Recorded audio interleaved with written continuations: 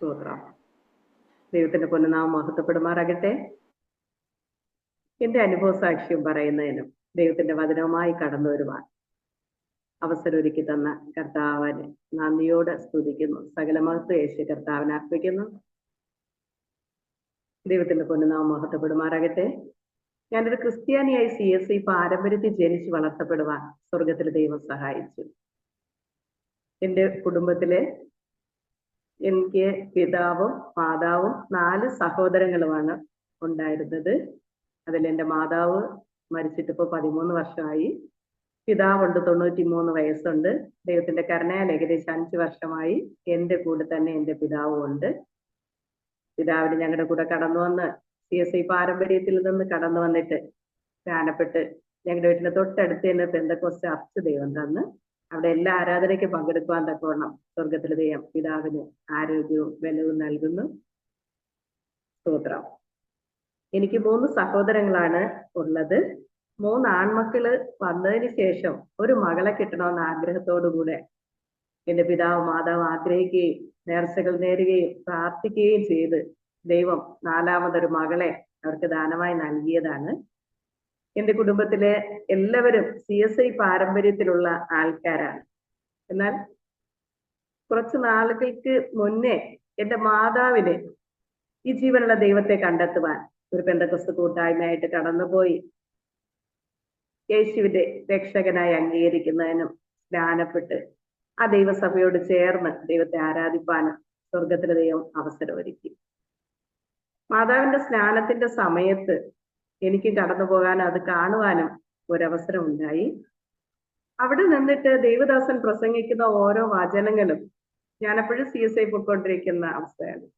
എൻ്റെ ഹൃദയത്തിൽ അത് കുത്തുകൊള്ളുന്നത് പോലെ, ഇന്ന് നീ മരിച്ചാൽ നിന്റെ ആത്മാവ് എവിടെയായിരിക്കും എന്നുള്ള ഒരു ചോദ്യം എൻ്റെ ഹൃദയത്തിൽ, ഒരു ഭയമായി എൻ്റെ ഹൃദയത്തിൽ അത് വീഴുവാനിടയായിട്ട്. അതൊക്കെ കഴിഞ്ഞ് വർഷങ്ങൾ കഴിഞ്ഞു. അങ്ങനെ എൻ്റെ കുടുംബത്തിൽ നിന്ന് എൻ്റെ മാതാവ് മാത്രം ഈ പെന്തക്കോസ്ത് അനുഭവത്തിൽ വരാനൊരു ഭാഗ്യം ഉണ്ടായി. ബാക്കി എല്ലാവരും നാമധേയമായിട്ടൊക്കെ ആരാധിച്ചു വന്നെങ്കിലും ഈ അടുത്ത സമയത്തൊക്കെയും ചില സഹോദരങ്ങളുടെ കുടുംബങ്ങളിൽ നിന്നൊക്കെയും അവർക്ക് ഈ ദൈവത്തിലേക്ക് അടുത്ത് വരുവാൻ ദൈവം അവസരങ്ങൾ ഒരുക്കി. ചിലരൊക്കെയും ഈ പെന്തക്കോസ്ത് അനുഭവത്തിൽ ദൈവത്തെ ആരാധിച്ചു വരുന്നു. എൻ്റെ ഭർത്താവിന്റെ കുടുംബത്തിൽ നോക്കിയാൽ ആരും പെന്തക്കോസ്ത് അനുഭവത്തിലില്ല. എൻ്റെ ഭർത്താവിന്റെ പിതാവ് ഹൈന്ദവ സമുദായത്തിലുള്ള ആള്. അമ്മയെ കല്യാണം കഴിച്ചപ്പോഴത്തേക്ക് ക്രിസ്ത്യാനിയായി, അങ്ങനെ ചർച്ചിൽ പോയിട്ടുള്ളത് മാത്രമേ ഉള്ളൂ. എന്നാൽ അമ്മ CSI പാരമ്പര്യത്തിലുള്ള മാതാവാണ്. ദൈവത്തിന്റെ കരുണയാൽ ആ കുടുംബത്തിൽ നിന്ന് ആദ്യമായി പെന്തക്കോസ്ത് അനുഭവത്തിലേക്ക് വരുവാൻ സ്വർഗത്തിലെ അടിയാൾക്ക് കുടുംബത്തിന് ഭാഗ്യം തന്നു. ദൈവത്തിന്റെ മഹാകരുണ ഒന്നുകൊണ്ട് മാത്രമാണ്. സ്തോത്രം. ഏകദേശം 5 വർഷത്തോളം ഹസ്ബൻഡിന്റെ അമ്മയും എൻ്റെ കൂടെ ഉണ്ടായിരുന്നു. അമ്മച്ചി ഇപ്പോ 1 വർഷമായിട്ട് മരിച്ച്. ഹല്ലേലൂയ. അമ്മച്ചിക്ക് 5 വർഷം വരെയും ഞങ്ങളുടെ കൂടെ തൊട്ടടുത്തുള്ള പെന്തക്കോസ്ത് ചർച്ചിൽ വരാനും ദൈവത്തെ ആരാധിപ്പാനും ദൈവം അവസരം ഒരുക്കി. ചർച്ചിന്റെ കാര്യങ്ങൾക്കൊക്കെ സഹായിക്കാനും ഒക്കെ നല്ല താല്പര്യമുള്ള അമ്മച്ചിയായിരുന്നു. അപ്പൂപ്പന്റെ പെൻഷൻ ഉണ്ടായിരുന്നത് കാരണം അമ്മച്ചിക്ക് അതിനുള്ള സാമ്പത്തികമായ വഴികളും ദൈവം തുറന്നു കൊടുത്ത് നല്ല മനസ്സോടെ ദൈവനാമത്തിന് വേണ്ടി ധാരാളം ചിലവഴിച്ച ഒരു മാതാവായിരുന്നു. എന്റെ വിവാഹം 17ാമത്തെ വയസ്സിൽ എന്റെ വിവാഹം നടക്കുവാൻ ഇടയായി. 18ാമത്തെ വയസ്സിൽ ദൈവം എനിക്കൊരു മകനെ തന്നു. മകൻ ജനിച്ച് ഏകദേശം 3 ദിവസമായപ്പോൾ ഹോസ്പിറ്റലിൽ കിടക്കുന്ന അവസ്ഥയിൽ തന്നെ കുഞ്ഞിന്റെ ശരീരത്തിൽ നിന്ന് ജീവൻ നഷ്ടപ്പെടുവാനിടയായി തീർന്നു. ശരീരം മുഴുവൻ നീല നിറമായി കുഞ്ഞ് മരിച്ചുപോയി. അങ്ങനെ ഡോക്ടർമാർ എടുത്തുകൊണ്ട് പോവുകയും 8 മാസം പ്രായമുള്ളപ്പോഴാണ് മകനെ ഞാൻ പ്രസവിക്കുന്നത്. അല്ലെങ്കിൽ 8 മാസത്തെ വളർച്ചയെ കുഞ്ഞിനുണ്ടായിരുന്നുള്ളൂ. എന്നാൽ ഇങ്ങനെ ശരീര ചലനം നഷ്ടപ്പെട്ടപ്പോൾ ഡോക്ടർമാർ എടുത്തുകൊണ്ട് പോവുകയും അവിടെ കൂടി നിന്ന അടിയങ്ങളുടെ പിതാവ് മാതാവും അവിടെ കൂടി നിന്ന എല്ലാവരും അറിയാകുന്നത് പോലെ അന്നത്തെ കാലത്ത് ദൈവത്തോട് ഓരോ നേർച്ചകൾ നേരുകയും പ്രാർത്ഥിക്കുകയും എല്ലാം ചെയ്തു. ഞാനും ദൈവത്തോട് കരഞ്ഞ് പ്രാർത്ഥിക്കുവാനിടയായി. ദൈവം ദാനമായി തന്ന ആദ്യമായ ഒരു കുഞ്ഞിനെ തന്നത് യേശുപ്പാ എനിക്ക് തിരിച്ചു തരണമേ എന്ന് പറഞ്ഞ് ഇവരോട് ചേർന്ന് കിടന്ന് ഞാനിങ്ങനെ പ്രാർത്ഥിക്കുവാനിടയായിട്ട് എന്നാൽ ചില നിമിഷങ്ങൾക്ക് ശേഷം ഡോക്ടർ വന്നിട്ട് പറഞ്ഞു കുഞ്ഞിന്റെ ശരീരത്തിൽ ചെറുതായിട്ട് ചലനമുണ്ട് എന്ന് പറയുവാൻ ദൈവം സഹായിച്ചു. ദൈവത്തിന്റെ കരുണയാൽ ജീവനുള്ള ഒരു പൈതലായി ദൈവം മടക്കി തന്നു. ജനിച്ച് 3 ദിവസം മാത്രം ഭൂമിയിൽ ജീവിക്കാൻ അവസരമുണ്ടായിരുന്ന കുഞ്ഞിന് ദൈവം ആയുസ് നീട്ടി തന്നു. ദൈവത്തിന്റെ കരുണയാൽ 37 വയസ്സുള്ള മകനായി ഇപ്പോൾ കാണപ്പെടുന്നു. 2 മക്കളുടെ പിതാവായും ദൈവം മകനെ എനിക്ക് ദാനമായി തന്നു. സ്തോത്രം. മകന്റെ വിവാഹം 25-ാമത്തെ വയസ്സിൽ നടക്കുവാനിടയായി. വിവാഹം കഴിഞ്ഞിട്ട് ഏകദേശം 7 വർഷത്തോളം മക്കളില്ലാതെ അവർ നിരാശയോടെയൊക്കെ ആയിരുന്ന അവസ്ഥകളുണ്ട്. എന്നാൽ പലരും ആശുപത്രിയിൽ പോകണമെന്നൊക്കെ നിർബന്ധിച്ച് 1-2 പ്രാവശ്യമൊക്കെ പോയി നോക്കിയെങ്കിലും തുടർന്ന് ചികിത്സകൾ നടത്തുന്നതിന് അവർക്ക് 2 പേർക്ക് താല്പര്യമില്ല. മകള് TPM ചർച്ചിലുള്ള കുഞ്ഞാണ്. അവള് ഞങ്ങളോട് ചേർന്നപ്പോൾ ദൈവത്തെ ആരാധിക്കുന്നു. 2 പേരും വിശ്വാസത്തിൽ നിൽക്കുന്നവരാണ്. അപ്പൊ ഞങ്ങളുടെ ചർച്ചില് ഉപവാസ പ്രാർത്ഥനയൊക്കെ വയ്ക്കുമ്പോൾ ഗസ്റ്റ് ആയിട്ട് വരുന്ന ദൈവദാസന്മാർ അവർ 2 പേരുടെയും തലയിൽ കൈവച്ചിട്ട് പറയുമായിരുന്നു, ദൈവിക വാഗ്ദത്ത പ്രകാരമുള്ള തലമുറയെ ദൈവം നിങ്ങൾക്ക് തരും, കാത്തിരുന്ന് പ്രാർത്ഥിക്കുക എന്ന് പറയുമായിരുന്നു. അപ്പൊ ഈ വിഷയത്തിന് വേണ്ടി എന്റെ ഭർത്താവ് പ്രാർത്ഥിക്കുന്ന സമയത്ത് ഇങ്ങനെ 7 എന്നൊരു സംഖ്യ കർത്താവ് കാണിച്ചു കൊടുത്തു. അപ്പൊ മകനോട് പറഞ്ഞു, മോനെ 7 വർഷത്തിനകം ദൈവം നിനക്ക് തലമുറ തരും എന്ന് പറയുവാൻ ഇടയായിരിക്കും. അതുപോലെ ദൈവത്തിന് സമയമായപ്പോൾ ദൈവിക വാഗ്ദത്ത പ്രകാരമുള്ള ഹല്ലേലൂയ ഒരു മകളെ ദൈവം ദാനമായി നൽകി. ഹന്ന എന്നാണ് ആ മകളുടെ പേര്. ആ കുഞ്ഞിന് 7 വയസ്സായപ്പോൾ ഇപ്പൊ ഒരു മകനെ കൂടെ ദൈവം ദാനമായി നൽകി. ശമുവേൽ എന്നാണ് കുഞ്ഞിന്റെ പേര്. ഇപ്പൊ 1.5 വയസ്സ് പ്രായമുണ്ട്.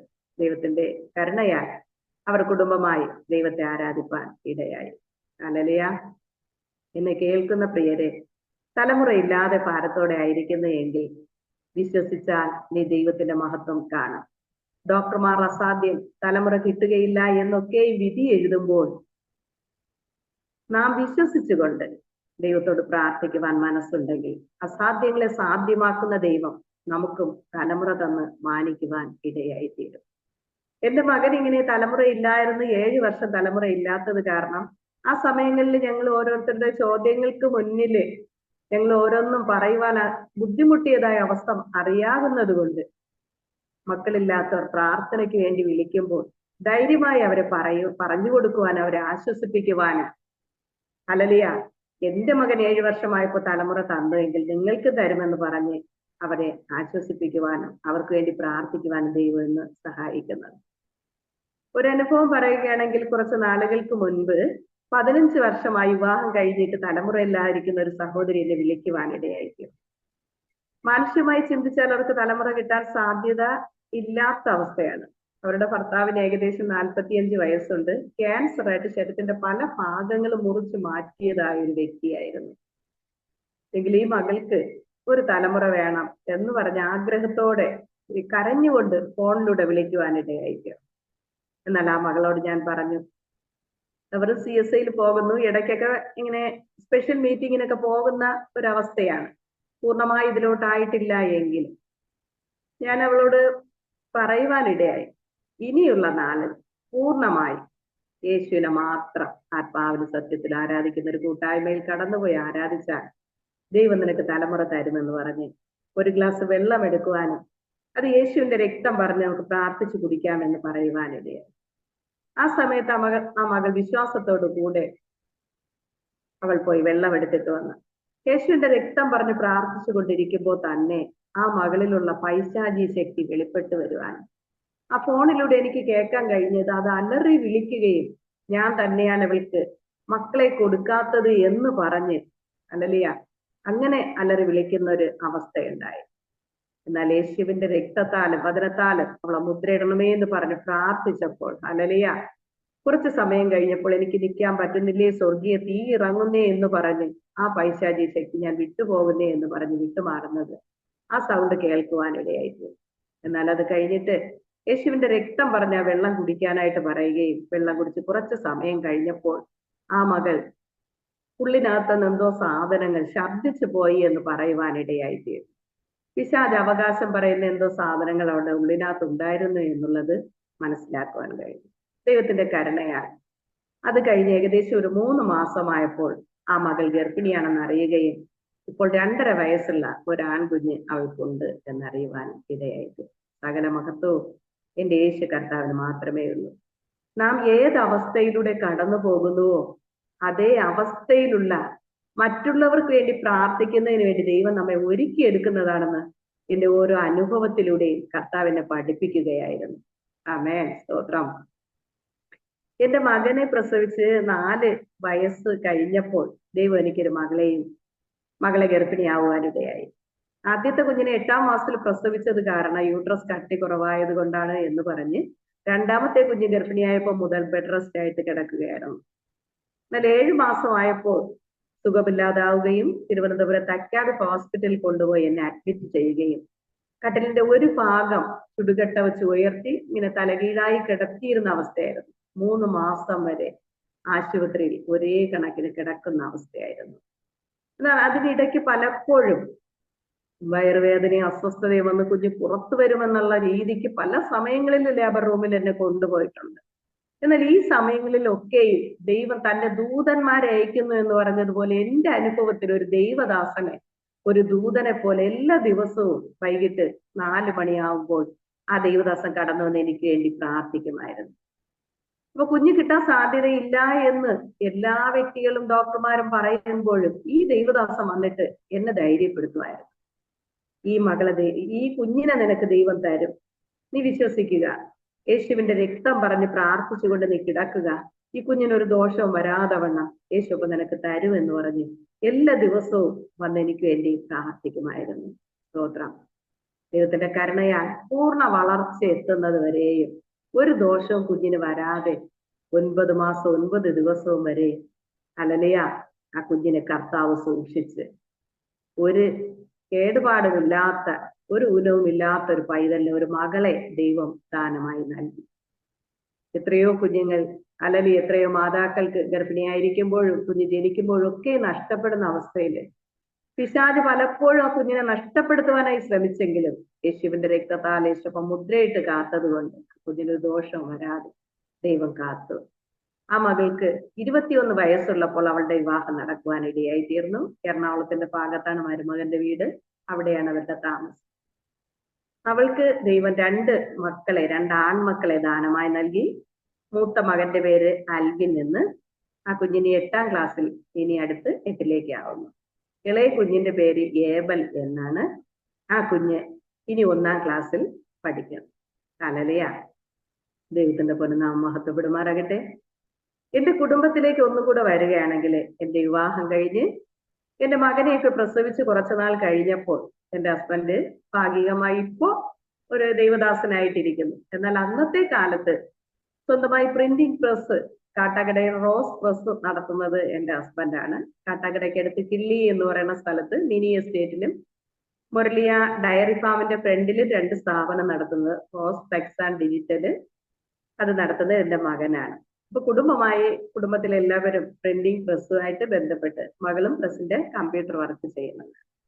ഇങ്ങനെ ഒരു മുറിയിൽ ആദ്യം തുടങ്ങുവാൻ ഇടയായി തീർന്നു. ഹല്ലേലൂയ. എന്നാൽ കുറച്ച് നാളുകൾ കഴിഞ്ഞപ്പോൾ എന്റെ വിവാഹത്തോടനുബന്ധിച്ചാണ്, എന്റെ വിവാഹത്തിന് 6 മാസം മുന്നേ പ്രസ് തുടങ്ങുവാൻ ഇടയായി തീർന്നു. എന്നാൽ പ്രസ് തുടങ്ങി കുറച്ച് നാളുകൾ കഴിഞ്ഞപ്പോൾ സ്വന്തമായൊരു മാസിക തുടങ്ങുവാൻ ഇടയായി. അപ്പൊ അതിന്റെ കഥയും കവിതയൊക്കെ എഴുതാൻ ഓരോ എഴുത്തുകാരെയൊക്കെ കാണാൻ പോയി എടുത്തു വന്നപ്പോ ഹല്ലേലൂയ പാർട്ടികൾ തുടങ്ങുകയും നിസ്സാരമായി കളി പോലെയൊക്കെ തുടങ്ങിയതാണ് ചെറുതായിട്ട് അങ്ങ് മദ്യപാനം തുടങ്ങുകയും പിന്നത്തേതിൽ രാത്രിയെന്നോ പകലെന്നോ വ്യത്യാസമില്ലാതെ മുഴുക്കുടിയനായി മാറുന്ന അവസ്ഥയായിരുന്നു. ഹല്ലേലൂയ. കടം കൊണ്ട് നിവൃത്തിയില്ലാതെ 6 മാസം എറണാകുളത്ത് ഡൽഹിയുടെ പ്രദേശത്തേക്ക് ഒളിച്ചോടിപ്പോയ അവസ്ഥയുണ്ടായി, കടക്കാരെ ഭയന്നിട്ട്. എന്നാൽ അവിടെ പോയ സമയത്ത് അവിടെ അടുത്തുള്ളൊരു AG ചർച്ചിൽ പോകാൻ ദൈവം അവസരം ഒരുക്കി. അവിടെ പോയപ്പോ ദൈവത്തിന്റെ ആലോചന ഒരു ദൈവദാസനിലൂടെ കേൾക്കുവാൻ, നിന്നെ നീ വന്ന സ്ഥാനത്തേക്ക് നിന്നെ മടക്കി അയക്കും, ഇനിയുള്ള നാളുകൾ നിനക്ക് ദൈവത്തെ അറിയാൻ ഒരു അവസരമാണ്, ദൈവം നിന്റെ കഷ്ടതയിലൂടെ ദൈവത്തോട് അടുപ്പിക്കുന്നതാണ് എന്ന് പറയുവാനിടയായിത്തീർന്നു. എന്നാൽ 6 മാസങ്ങൾക്ക് ശേഷം തിരിച്ചു വരുവാനിടയായി തീർന്നു. വീണ്ടും ഇവിടെ വന്നെങ്കിൽ ഇടയ്ക്കും മുറയ്ക്കും കുടിക്കും, വീണ്ടും ഭയങ്കര പ്രശ്നങ്ങളായി. പിന്നെ മുഴുവനായിട്ട് രാത്രിയെന്നോ പകലെന്നോ വ്യത്യാസമില്ലാതെ കുടിച്ചുകൊണ്ട് നടക്കുന്ന അവസ്ഥയായിരുന്നു. സാധാരണ ആൾക്കാർ പകല് കുടിച്ചിട്ട് പകല് ജോലി ചെയ്യും, രാത്രി കുടിച്ചിട്ട് കിടക്കുന്ന അവസ്ഥ. ഇത് രാത്രിയൊന്നും പകലൊന്നും ഇല്ലാതെ കുടിച്ചിട്ട് റോഡിന്റെ ഒക്കെ സൈഡിൽ ബോധമില്ലാതെ കിടന്നിട്ട് മന്ത്രങ്ങൾ പറഞ്ഞുകൊണ്ട് കിടക്കുമായിരുന്നു. ഇത് കണ്ടിട്ട് ഹൈന്ദവരായ ആൾക്കാർ വന്നിട്ട് എൻ്റെ അടുത്ത് പറയും, ഈ സ്വന്തമായിട്ട് സ്ഥാപനം നശിക്കുന്നതിന് വേണ്ടിയുള്ള ക്ഷുദ്രപ്രയോഗങ്ങൾ ഈ വ്യക്തിക്ക് ചെയ്തിട്ടുണ്ട്, അതുകൊണ്ട് ക്ഷേത്രങ്ങളിൽ കൊണ്ടുപോയി തീർക്കണം എന്ന് പറഞ്ഞ്. അന്നത്തെ കാലത്ത് എവിടെ കൊണ്ടുപോയെങ്കിലും ഒരു വിടുതൽ കിട്ടണമെന്നുള്ള ആഗ്രഹത്തോടെ ഗവൺമെന്റ് തലത്തിൽ കുടിനിർത്തുന്ന അനേക സ്ഥലങ്ങളിൽ കൊണ്ടുപോയി അനേക ദിവസങ്ങൾ കിടത്തി ചികിത്സിച്ചിട്ടുണ്ട്. എന്നാൽ കുറച്ച് ദിവസം, 6 മാസം 1 വർഷം വരെ കുടിക്കാതിരുന്നിട്ടുണ്ട്. എന്നാൽ വീണ്ടും കുടിക്കുന്ന അവസ്ഥയാണ്. അതിനുശേഷമായിട്ട് നാമധേയമായി ഈ കത്തോലിക്ക പള്ളിയുടെ കീഴിലൊക്കെ പിശാചിനെ ഒഴിപ്പിക്കുന്ന സ്ഥലങ്ങളും അങ്ങനെ ഓരോരുത്തർ പറയുമ്പോൾ അവിടെയും കൊണ്ടുപോയിട്ടുണ്ട്. എന്നാൽ അവിടെ നിന്നും ഒരു പൂർണ്ണമായൊരു വിടുതൽ കിട്ടുവാൻ കഴിഞ്ഞില്ല. കുടിച്ചിട്ട് വന്ന് വീട്ടിൽ വന്നിട്ടും ഇങ്ങനെ പിശാചുകൾ ഓരോന്ന് പറഞ്ഞുകൊണ്ടേയിരിക്കും. എന്നെ ഇന്ന സ്ഥലത്തുനിന്ന് ആൾക്കാർ പറഞ്ഞു വിട്ടേണ്, ഇന്നത് ചെയ്തിട്ട് എനിക്ക് ഇന്ന തന്ന് എന്നെ പറഞ്ഞു വിട്ടേണ്, ഇങ്ങനെയൊക്കെ എൻ്റെ അടുത്ത് ഇങ്ങനെ സംസാരിക്കുന്ന അവസ്ഥയുണ്ടായിരുന്നു. എന്നാൽ ഇത് ഈ ക്ഷേത്രത്തിൽ കൊണ്ടുപോയി തീർക്കണമെന്ന് പറഞ്ഞാൽ അങ്ങനെയും കൊണ്ടുപോയിട്ടുണ്ട്. എവിടെ നിന്നെങ്കിലും ഒരു വിടുതൽ കിട്ടണം എന്നുള്ള ഒരു ലക്ഷ്യം മാത്രമേ. അന്ന് നമ്മൾ നാമധേയമായി CSIയിൽ ആരാധിക്കുന്ന അവസ്ഥയായിരുന്നു. യഥാർത്ഥമായി സത്യദൈവത്തെ അറിഞ്ഞുകൂടാത്ത അവസ്ഥയിലെ ഒരു വിടുതൽ കിട്ടണം എന്നുള്ള രീതിക്ക് അങ്ങനെയും കൊണ്ടുപോയിട്ടുണ്ട്. എന്നാൽ അവിടെ എല്ലാം കൊണ്ടുപോയി എന്തെല്ലാം അവർ പറഞ്ഞതുപോലെ ഒക്കെ ചെയ്തെങ്കിലും പൂർണ്ണമായൊരു വിടുതൽ കിട്ടുവാൻ കഴിഞ്ഞില്ല. അങ്ങനെ ഇരിക്കുമ്പോൾ ഒരു പെന്തക്കോസ്ത് ചർച്ചിലെ ഒരു ദൈവദാസൻ പാസ്റ്റർ ജോൺ റോസ് അവറുകൾ ഞങ്ങളുടെ പ്രിന്റിംഗ് പ്രസ്സില് നോട്ടീസ്, ചർച്ചിന്റെ ആവശ്യത്തിന് കൺവെൻഷൻ നോട്ടീസ് പ്രിന്റ് ചെയ്യാൻ കൊടുക്കാനായിട്ട് വന്നതാണ്. എന്നാൽ അഡ്വാൻസ് വാങ്ങിച്ച ആള് കുടിച്ചും കൊണ്ട് കിടക്കുന്ന സാധനം കൊടുത്തിട്ടില്ല, സാധനം റെഡി ആയിട്ടുമില്ല. അങ്ങനെ ഞാനിങ്ങനെ വിഷമിച്ച്, അപ്പൊ എന്റെ ഹസ്ബൻഡ് ആ മിഷ്യന്റെ ഇടയ്ക്ക് കുടിച്ച് ബോധമില്ലാതെ കിടക്കുന്ന അവസ്ഥയായിരുന്നു. എന്നാൽ ഇങ്ങനെ ഞാൻ ആ മേശയുടെ അടുത്ത് ഇങ്ങനെ വിഷമിച്ചിരിക്കുമ്പോൾ ആ ദൈവദാസൻ വന്നിട്ട് ചോദിച്ചു, എന്ത് ഇങ്ങനെ വിഷമമായിട്ടിരിക്കുന്ന? അപ്പൊ ഞാൻ പറഞ്ഞു, കുഴപ്പമില്ല പാസ്റ്ററേ, ഒന്നുമില്ല. അപ്പൊ അവരിലൂടെ ദൈവത്തിന്റെ ആത്മാവ് ഇടപെടുവാൻ ഇടയായിത്തീർന്നു. അന്നത്തെ സമയത്തൊക്കെ ഞാൻ വെറും അസ്ഥി മാത്രമുണ്ട്, യാതൊരു പ്രത്യാശയും പ്രതീക്ഷയും ഇല്ലാതെ എല്ലും തോലുമായിരുന്ന അവസ്ഥയിലാണ് ദൈവദാസൻ എന്നോട് എന്റെ അനുഭവങ്ങൾ ഇങ്ങോട്ട് പറയുവാൻ ദൈവത്തിന്റെ ആത്മാവ് ദൈവദാസനിലൂടെ ഇടപെടുകയും എന്നോട് എന്റെ കഴിഞ്ഞ കാല ജീവിതത്തെ കുറിച്ച് പറയുവാനും ഇടയായിട്ട്. എന്നിട്ട് ആ ദൈവദാസൻ പറഞ്ഞു, കർത്താവായ യേശുവിൽ വിശ്വസിക്കുക, എന്നാൽ നീ നിന്റെ കുടുംബവും രക്ഷ പ്രാപിക്കുമെന്ന് പറഞ്ഞ് അവരോട് ചേർന്ന് ദൈവത്തെ ആത്മാവിനും സത്യത്തിലും ആരാധിക്കുവാനായി ആ പെന്തക്കോസ്ത് ചർച്ചിൽ കടന്നു ചെല്ലുവാനായി ക്ഷണിക്കുവാനിടയായിരുന്നു. ദൈവത്തിന്റെ കരുണയാല് എന്റെ ഭർത്താവിനെ കുടിക്കൊണ്ടിടുന്ന അവസ്ഥയിൽ എവിടെ കൊണ്ടുപോയെങ്കിലും ശരിയാക്കി എടുത്താൽ മതി എന്നുള്ള ആഗ്രഹമുള്ള ഒരു മനുഷ്യനാണ്. പക്ഷെ സ്വയമായിട്ട് നിയന്ത്രിച്ച് നിൽക്കാൻ പറ്റാത്തത് കാരണം പിശാച് വീണ്ടും പഴയ അവസ്ഥയിലേക്ക് കൊണ്ടുവന്നു. അപ്പൊ ഇങ്ങനെ ചർച്ചിൽ കൊണ്ടുപോകാന്ന് പറഞ്ഞപ്പോഴത്തേക്കും അവിടെ പോയി ആ വിടുതൽ കിട്ടി, പിശാച് വിട്ടുപോകുമല്ല എന്ന് പറഞ്ഞിട്ട് അന്ന് രാത്രി തന്നെ ആ ചർച്ചിൽ മീറ്റിംഗ് ഉണ്ടായിരുന്നു. എന്നാൽ അവിടെ നിന്ന് കാട്ടാക്കടയിൽ നിന്ന് ഒരു 6 കിലോമീറ്റർ ഉണ്ട് നമ്മുടെ വീട്ടിൽ വരാൻ. അതിനിടയ്ക്കുള്ള ഒരു സ്ഥലത്തായിട്ടാണ് ഈ പെന്തക്കോസ്ത് ചർച്ചും ഈ ദൈവദാസനും താമസിക്കുന്നത്. എന്നാൽ അന്ന് വൈകിട്ട് അവിടെ കടന്നു പോകാൻ ഇടയായി തീർന്ന ഒരു സന്ധ്യയൊക്കെ ആയപ്പോഴത്തേക്ക് പ്രസ് അടച്ചിട്ട് ഒരു ഓട്ടോയിൽ അവിടെ കൊണ്ടുപോയി. എന്നാൽ റോഡിൽ നിന്ന് കുറച്ചു ദൂരം മുകളിൽ ഒരു റബ്ബർ തോട്ടത്തിൽ കൂടെ മുകളിലായിട്ടാണ് ആ ചർച്ചും വീടും ഇരിക്കുന്നത്. എന്നാൽ ആ ഓട്ടോയിൽ നിന്ന് ഇറങ്ങിയ സമയത്ത് ഈ ക്ഷേത്രങ്ങളിൽ ഇങ്ങനെ കുരവേറ്റയിട്ട് കൊണ്ട് പോകുന്ന അതുപോലെ എന്റെ ഇങ്ങനെ പൈശാചിക ശക്തി വെളിപ്പെട്ടിട്ട് സൗണ്ട് ഉണ്ടാക്കിക്കൊണ്ട് ഇറങ്ങി ഓടുവാനിടയായിട്ട്. ഞാൻ കരുതി, കർത്താവ് ഈ രാത്രി നേരം ഇനി എവിടെ പോയി കണ്ടുപിടിക്കും, റബ്ബർ തോട്ടത്തിന്റെ ഇടയ്ക്ക് എങ്ങോട്ട് പോയെന്ന് അറിയുന്നില്ലല്ലോ. എന്നാൽ ദൈവത്തിന്റെ ആത്മാവ് കൂടെ ഉണ്ടായിരുന്നു. ദൈവം തന്റെ ദൂതന്മാരെ അയച്ച് വേറെ എങ്ങും വഴിതെറ്റി പോകാതെ ഈ റബ്ബർ തോട്ടത്തിന്റെ ഇടയ്ക്കൂടെ ആ ചർച്ചിന്റെ ഫ്രണ്ടിൽ ആ വാതിലിൽ ചെന്ന് പിടിച്ചും കൊണ്ട് നിൽക്കുവാനിടയായി തീർന്നു. ഞാൻ അതിന്റെ പിറകെ ഓടി ഇരുട്ടത്ത് തപ്പിപ്പിടിച്ചൊക്കെ ഇങ്ങ് വന്ന് നോക്കിയപ്പോ ആ ദൈവദാസൻ എന്നോട് വന്ന് ഈ യേശുവിന്റെ കാര്യങ്ങൾ കർത്താവിന്റെ അരികിലേക്ക് വരാനും ചർച്ചിൽ വരാനും എന്നോട് പറഞ്ഞിട്ട് ഈ ദൈവദാസൻ ഇവിടെ വന്ന് ചർച്ചിന്റെ അവിടെ ഫ്രണ്ടിലിരിക്കുന്ന മേശയുടെ അവിടെ തറയിലിരുന്ന് പ്രാർത്ഥിച്ചു കൊണ്ടിരിക്കുകയാണ്, ദൈവമേ ആ സഹോദരനെ കുടുംബത്തെ ദൈവം കൊണ്ടുവരണമേ, രക്ഷിക്കണമേ. ഞങ്ങൾ ചെന്നപ്പോ ഞാൻ ആ വാതിൽ ചെന്ന് നോക്കിക്കൊണ്ടിരുന്നപ്പോ ഞങ്ങൾക്ക് വേണ്ടി ദൈവദാസ അവിടെ പ്രാർത്ഥിച്ചു കൊണ്ടിരിക്കുന്നു. ദൈവത്തിന്റെ മഹാകരുണയാൽ ആ പാവപ്പെട്ട ദൈവദാസന്റെ കണ്ണുനീരിനെ മാനിച്ച് ദൈവം ഒരു ദോഷവും ഇല്ലാതെ ആ രാത്രി വേറെ എങ്ങും ഓടി പിശാച് കൊണ്ടുപോവാൻ ഇടയാകാതെ ചർച്ചിൽ തന്നെ എത്തുവാനും അവിടെ ചെന്ന് വാതിലിൽ പിടിച്ചുകൊണ്ടിരുന്ന സമയത്ത് ദേവദാസൻ പറഞ്ഞു, സഹോദര ഞാൻ അകത്ത് കയറി വാ എന്ന് പറഞ്ഞു. അങ്ങനെ ചർച്ചിന്റെ ഫ്രണ്ടിലായിട്ട് തറയിൽ പായിട്ടിരിക്കുകയായിരുന്നു. അവിടെ പോയി അവിടെ ഇരിയെന്ന് പറഞ്ഞ് അവിടെ കൊച്ചു കുട്ടികളടുത്ത് പറഞ്ഞ് അനുസരിക്കുന്നത് പോലെ ഈ പൈശാചി ശക്തി ദേവദാസന് കീഴ്പ്പെട്ട് അവിടെ ഇരിക്കുവാനിടയായി. തുടർന്ന് ദേവദാസൻ പ്രാർത്ഥിക്കുവാനും കുറെ നാളുകൾ, അതായത് ആരാധന മുടങ്ങുമ്പോൾ വീണ്ടും പിശാചി കയറും, വീണ്ടും കുടി തുടങ്ങും. എന്നാൽ തുടർച്ചയായിട്ട് ആരാധനയ്ക്ക് പൊയ്ക്കൊണ്ടിരിക്കുമ്പോൾ ഒരു കുഴപ്പമില്ല, നല്ല. അങ്ങനെ കുറെ വർഷങ്ങൾ തന്നെ ഈ പൈശാചിക ശക്തികൾ വിട്ടുമാറുന്നതിന് സമയമെടുത്തു എന്നുണ്ടായിരുന്നു. 1-2 ദിവസം കൊണ്ടല്ല, വർഷങ്ങളോളം. കുടിക്കുന്ന സമയത്ത് വീണ്ടും കൊണ്ടുപോകും, ഉപവസിച്ച് പ്രാർത്ഥിക്കും, വീണ്ടും ഈ പൈശാചിക ശക്തികൾ വിട്ടുപോകും. അങ്ങനെ നാളുകൾക്ക് ശേഷം ഇന്നത്തെ അവസ്ഥ എന്ന് പറയുമ്പോൾ ഒരു ദൈവദാസനായി കർത്താവ് രൂപാന്തരപ്പെടുത്തി. അനേക മദ്യപാനികൾക്ക് വേണ്ടി പ്രാർത്ഥിക്കുവാൻ, യേശുവിന്റെ രക്തം പറഞ്ഞ് വെള്ളം പ്രാർത്ഥിച്ചു കൊടുക്കുമ്പോൾ അവരുള്ള പൈശാചിക ശക്തി വിട്ടുമാറുകയും അവർ ദൈവമക്കളായി തീരുകയും ചെയ്യുവാൻ ഒരു ദൈവദാസനായി കർത്താവ് രൂപാന്തരപ്പെടുത്തുവാനിടയായി തീർന്നു. ഹല്ലേലൂയ. 2 ചർച്ച് പണിയുവാനും അവിടെ ശുശ്രൂഷകനായിരിക്കാനും ദൈവം സഹായിച്ചു. ഇപ്പൊ പൊതു ശുശ്രൂഷയായിട്ട് ഞായറാഴ്ച ദിവസങ്ങളിൽ ഓരോ ചർച്ചകളിൽ പോയി സാക്ഷ്യവും അനുഭവവും ദൈവോചനായിട്ട് പറയുവാൻ ദൈവം സഹായിക്കുന്നുണ്ട്. ഹല്ലേലൂയ. അതുകൊണ്ട് എന്നോട് വിളിച്ചും ആൾക്കാര്, മദ്യപാനികളായിരിക്കുന്ന സഹോദരന്മാരെ വിളിച്ചിട്ട് അല്ലെങ്കിൽ അവരുടെ കുടുംബക്കാരെ വിളിച്ചിട്ട്, എന്റെ ഭർത്താവ്, എന്റെ സഹോദരൻ, അല്ലെ എന്റെ ബന്ധു ഇങ്ങനെ കുടിയരാണ്, നിങ്ങളുടെ സാക്ഷ്യം, ഞാൻ അനുഭവ സാക്ഷ്യത്തിന്റെ ഒരു ട്രാക്ട് ബുക്ക് പ്രിന്റ് ചെയ്തിറക്കുവാൻ ദൈവം സഹായിച്ചു എന്റെ അനുഭവങ്ങൾ വെച്ചിട്ട്. അപ്പൊ അതിലൂടെ മദ്യത്തിന്റെ അവസ്ഥയെന്ന്, മദ്യപാന പിശാചിൽ നിന്ന് യേശു വിടുവിച്ചു എന്നുള്ളത് ആ ഹെഡിങ് കണ്ടിട്ട് അനേകർ വിളിക്കുവാനും അവർക്ക് ഫോണിൽ കൂടെ യേശുവിന്റെ രക്തം പറഞ്ഞ വെള്ളം പ്രാർത്ഥിച്ചു കൊടുക്കുമ്പോൾ അവരിൽ നിന്ന് പൈശാചിക ശക്തികൾ വിട്ടുമാറുകയും ഉള്ളിലുള്ള സാധനങ്ങളൊക്കെ ശബ്ദിച്ചു പോവുകയും, ഹല്ലേലൂയ, അവർ തുടർന്ന് ദൈവത്തെ ആരാധിക്കുന്നതിനും അങ്ങനെ അനേകർ ദൈവത്തിന്റെ കരുണയാൽ. ഞങ്ങൾ ആദ്യം താമസിച്ചിരുന്ന ഒരു ചെറിയൊരു ഓടട്ട വീടാണ്. ആ വീട്ടിലാണെങ്കിൽ മഴ പെയ്യുന്ന സമയത്ത് ചെതലെല്ലാം വന്ന് വീഴും.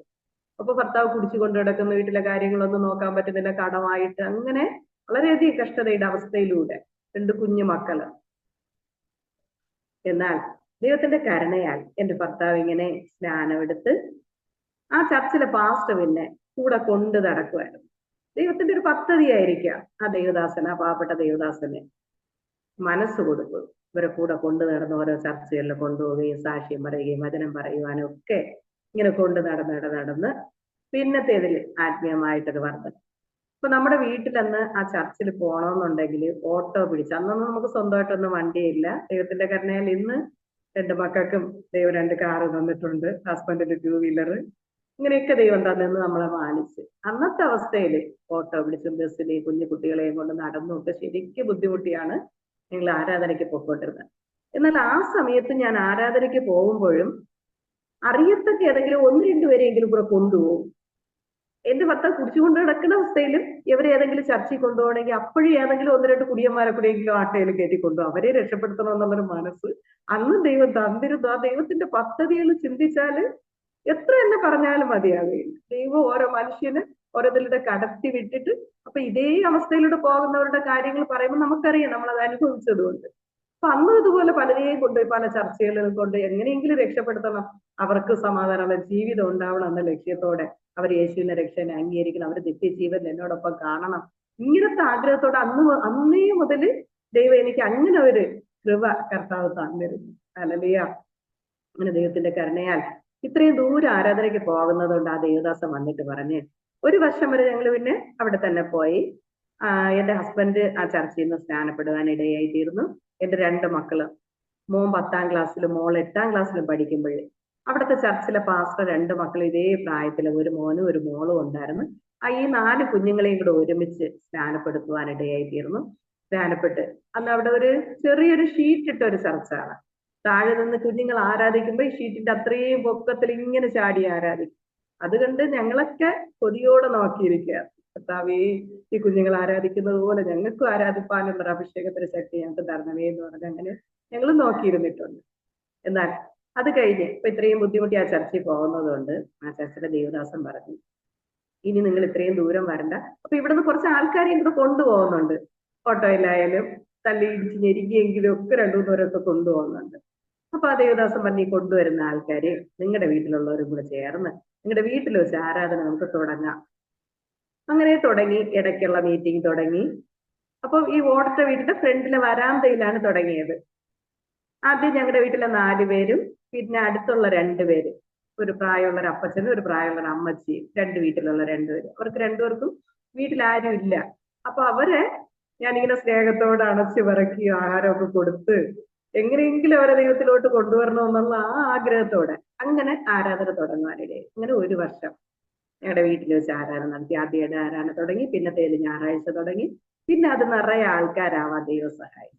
അനേകർക്ക് വന്ന് അനേക പൈശാചിക ബന്ധനമുള്ളവരെ കൊണ്ടുവന്ന് പ്രാർത്ഥിക്കുമ്പോൾ അത് വിട്ടുപോകുന്നു. കുടിയന്മാർ വന്ന് അതെല്ലാം ശരിയാവുന്നു. മക്കളില്ലാത്തവരെ കൊണ്ടുവന്ന് വെള്ളം പ്രാർത്ഥിച്ചു കൊടുക്കുന്നു. ഇങ്ങനെയൊക്കെ ഒരുപാട് അത്ഭുതങ്ങൾ അതിശയം. ഒരു വ്യവസ്ഥാക്കുളം തന്നെയായിരുന്നു കർത്താവ് നമ്മുടെ ഭവനത്തിൽ. ആ കുഞ്ഞു വീടാണെന്നുണ്ടെങ്കിൽ ദൈവ സാന്നിധ്യത്തിൽ ദൈവം നിറച്ചു.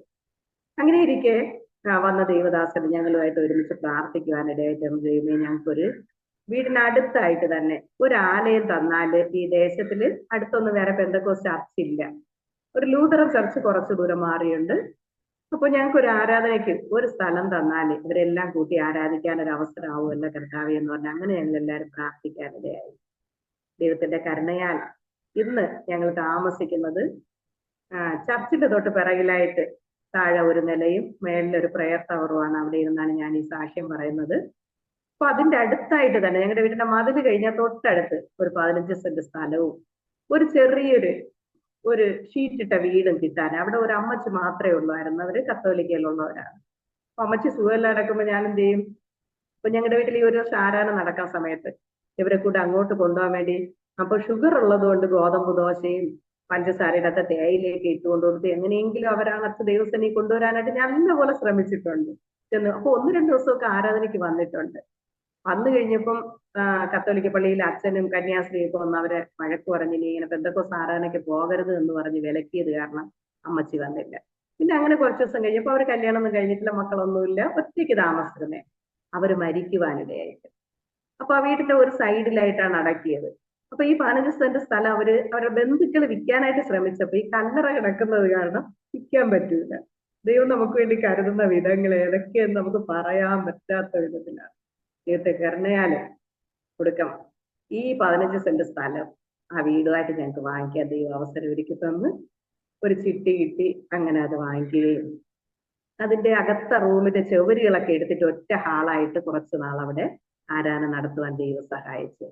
അപ്പൊ ധാരാളം ജനങ്ങൾ വരുവാൻ, അനേകര് വിടുതലിൻ്റെതായ ശുശ്രൂഷകളായിട്ട് ഉപവാസങ്ങൾ, പ്രാർത്ഥന. ചർച്ച് തുടങ്ങിയപ്പോ തന്നെ ആദ്യം 10 ദിവസത്തെ ഉപവാസ പ്രാർത്ഥനയോട് കൂടെയാണ് ദൈവദാസം തുടങ്ങിയത്.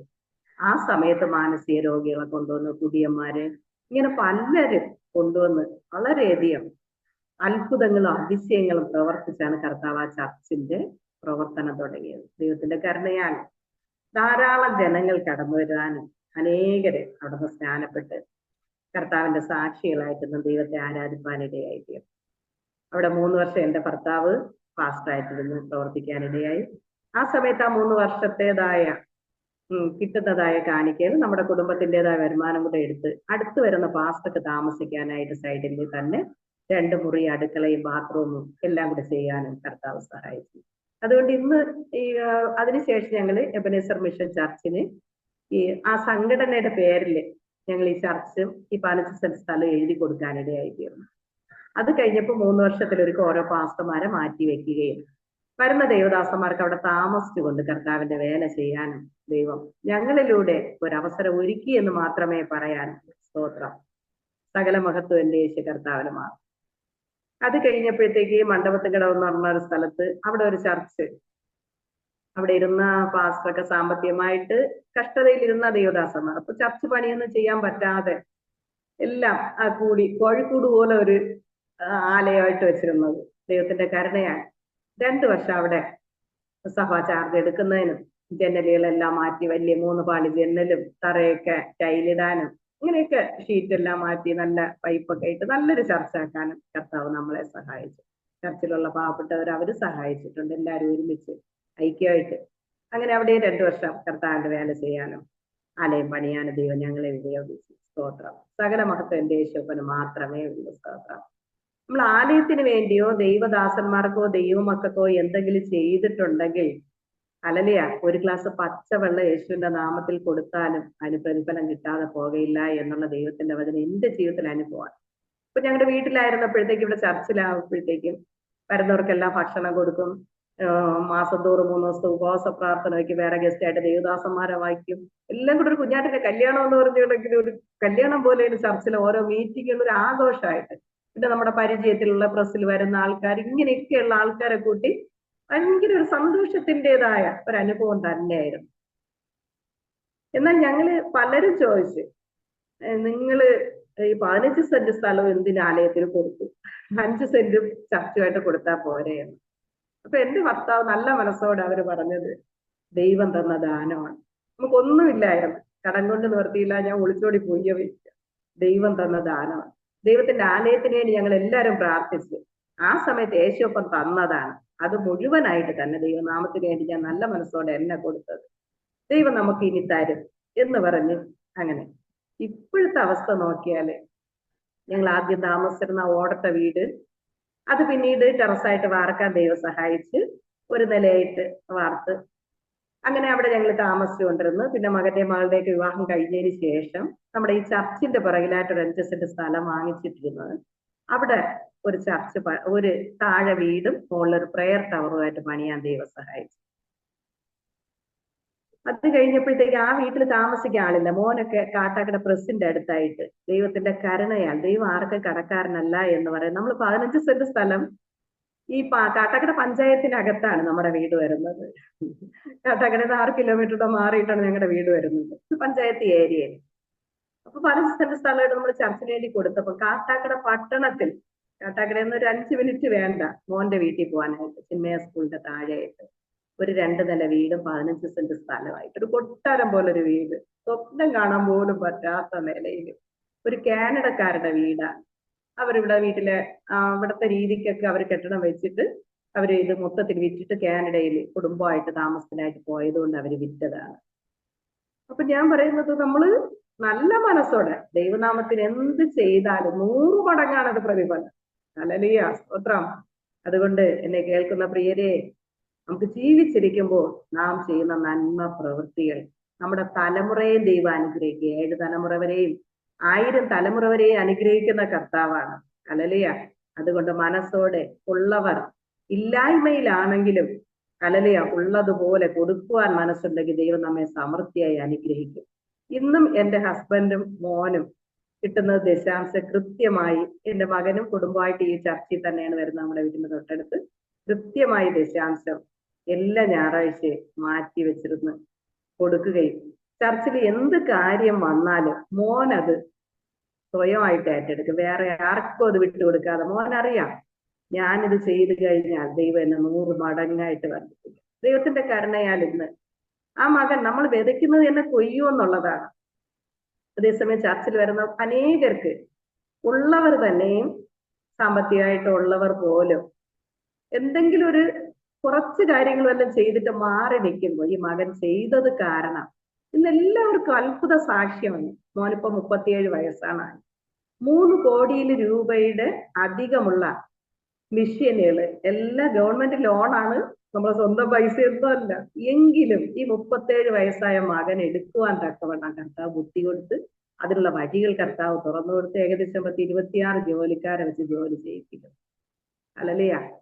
അപ്പൊ നാം ദൈവനാമത്തിന് വേണ്ടി ചെയ്യുന്നത്, പിന്നെ അനേക മിഷണന്മാരെ സഹായിക്കുവാനും സാധുക്കളെ സഹായിക്കാനും ഒക്കെ മനസ്സറിഞ്ഞ്, വലം കൈ ചെയ്യുന്നത് ഇടം കൈ അറിയില്ല. എൻ്റെ അടുത്ത് പോലും ഇതുവരെ ഇങ്ങനെയൊന്നും ചെയ്യുന്ന ആരും പറഞ്ഞിട്ടില്ല.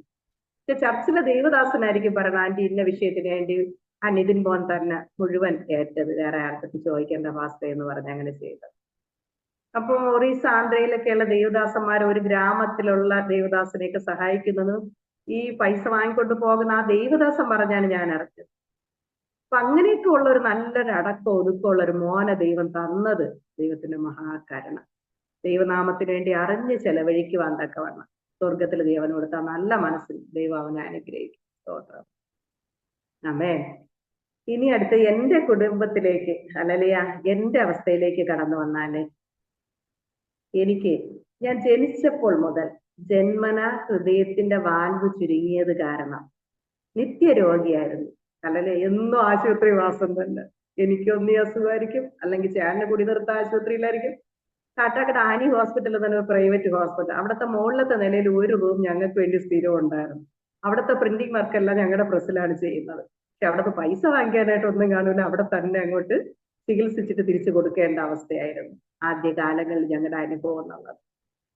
എന്നാൽ ദൈവത്തിന്റെ കരുണയാല് ഇങ്ങനെയൊക്കെ കഷ്ടവും ദുഃഖവും നിരാശയായിട്ട് ഞാൻ ഇങ്ങനെ ജീവിക്കുന്ന അവസ്ഥയിലാണ് ഈ പെന്തക്കോസ്ത് ചർച്ചിലെ ദൈവദാസൻ കടന്നു വരികയും അവരോട് ചേർന്ന് ദൈവത്തെ ആരാധിക്കാനായി കടന്നു പോകാൻ ക്ഷണിക്കുകയും അവിടെ നിന്ന് കടന്നു പോകാൻ ദൈവം അവസരം ഒരുക്കുകയും ചെയ്തത്.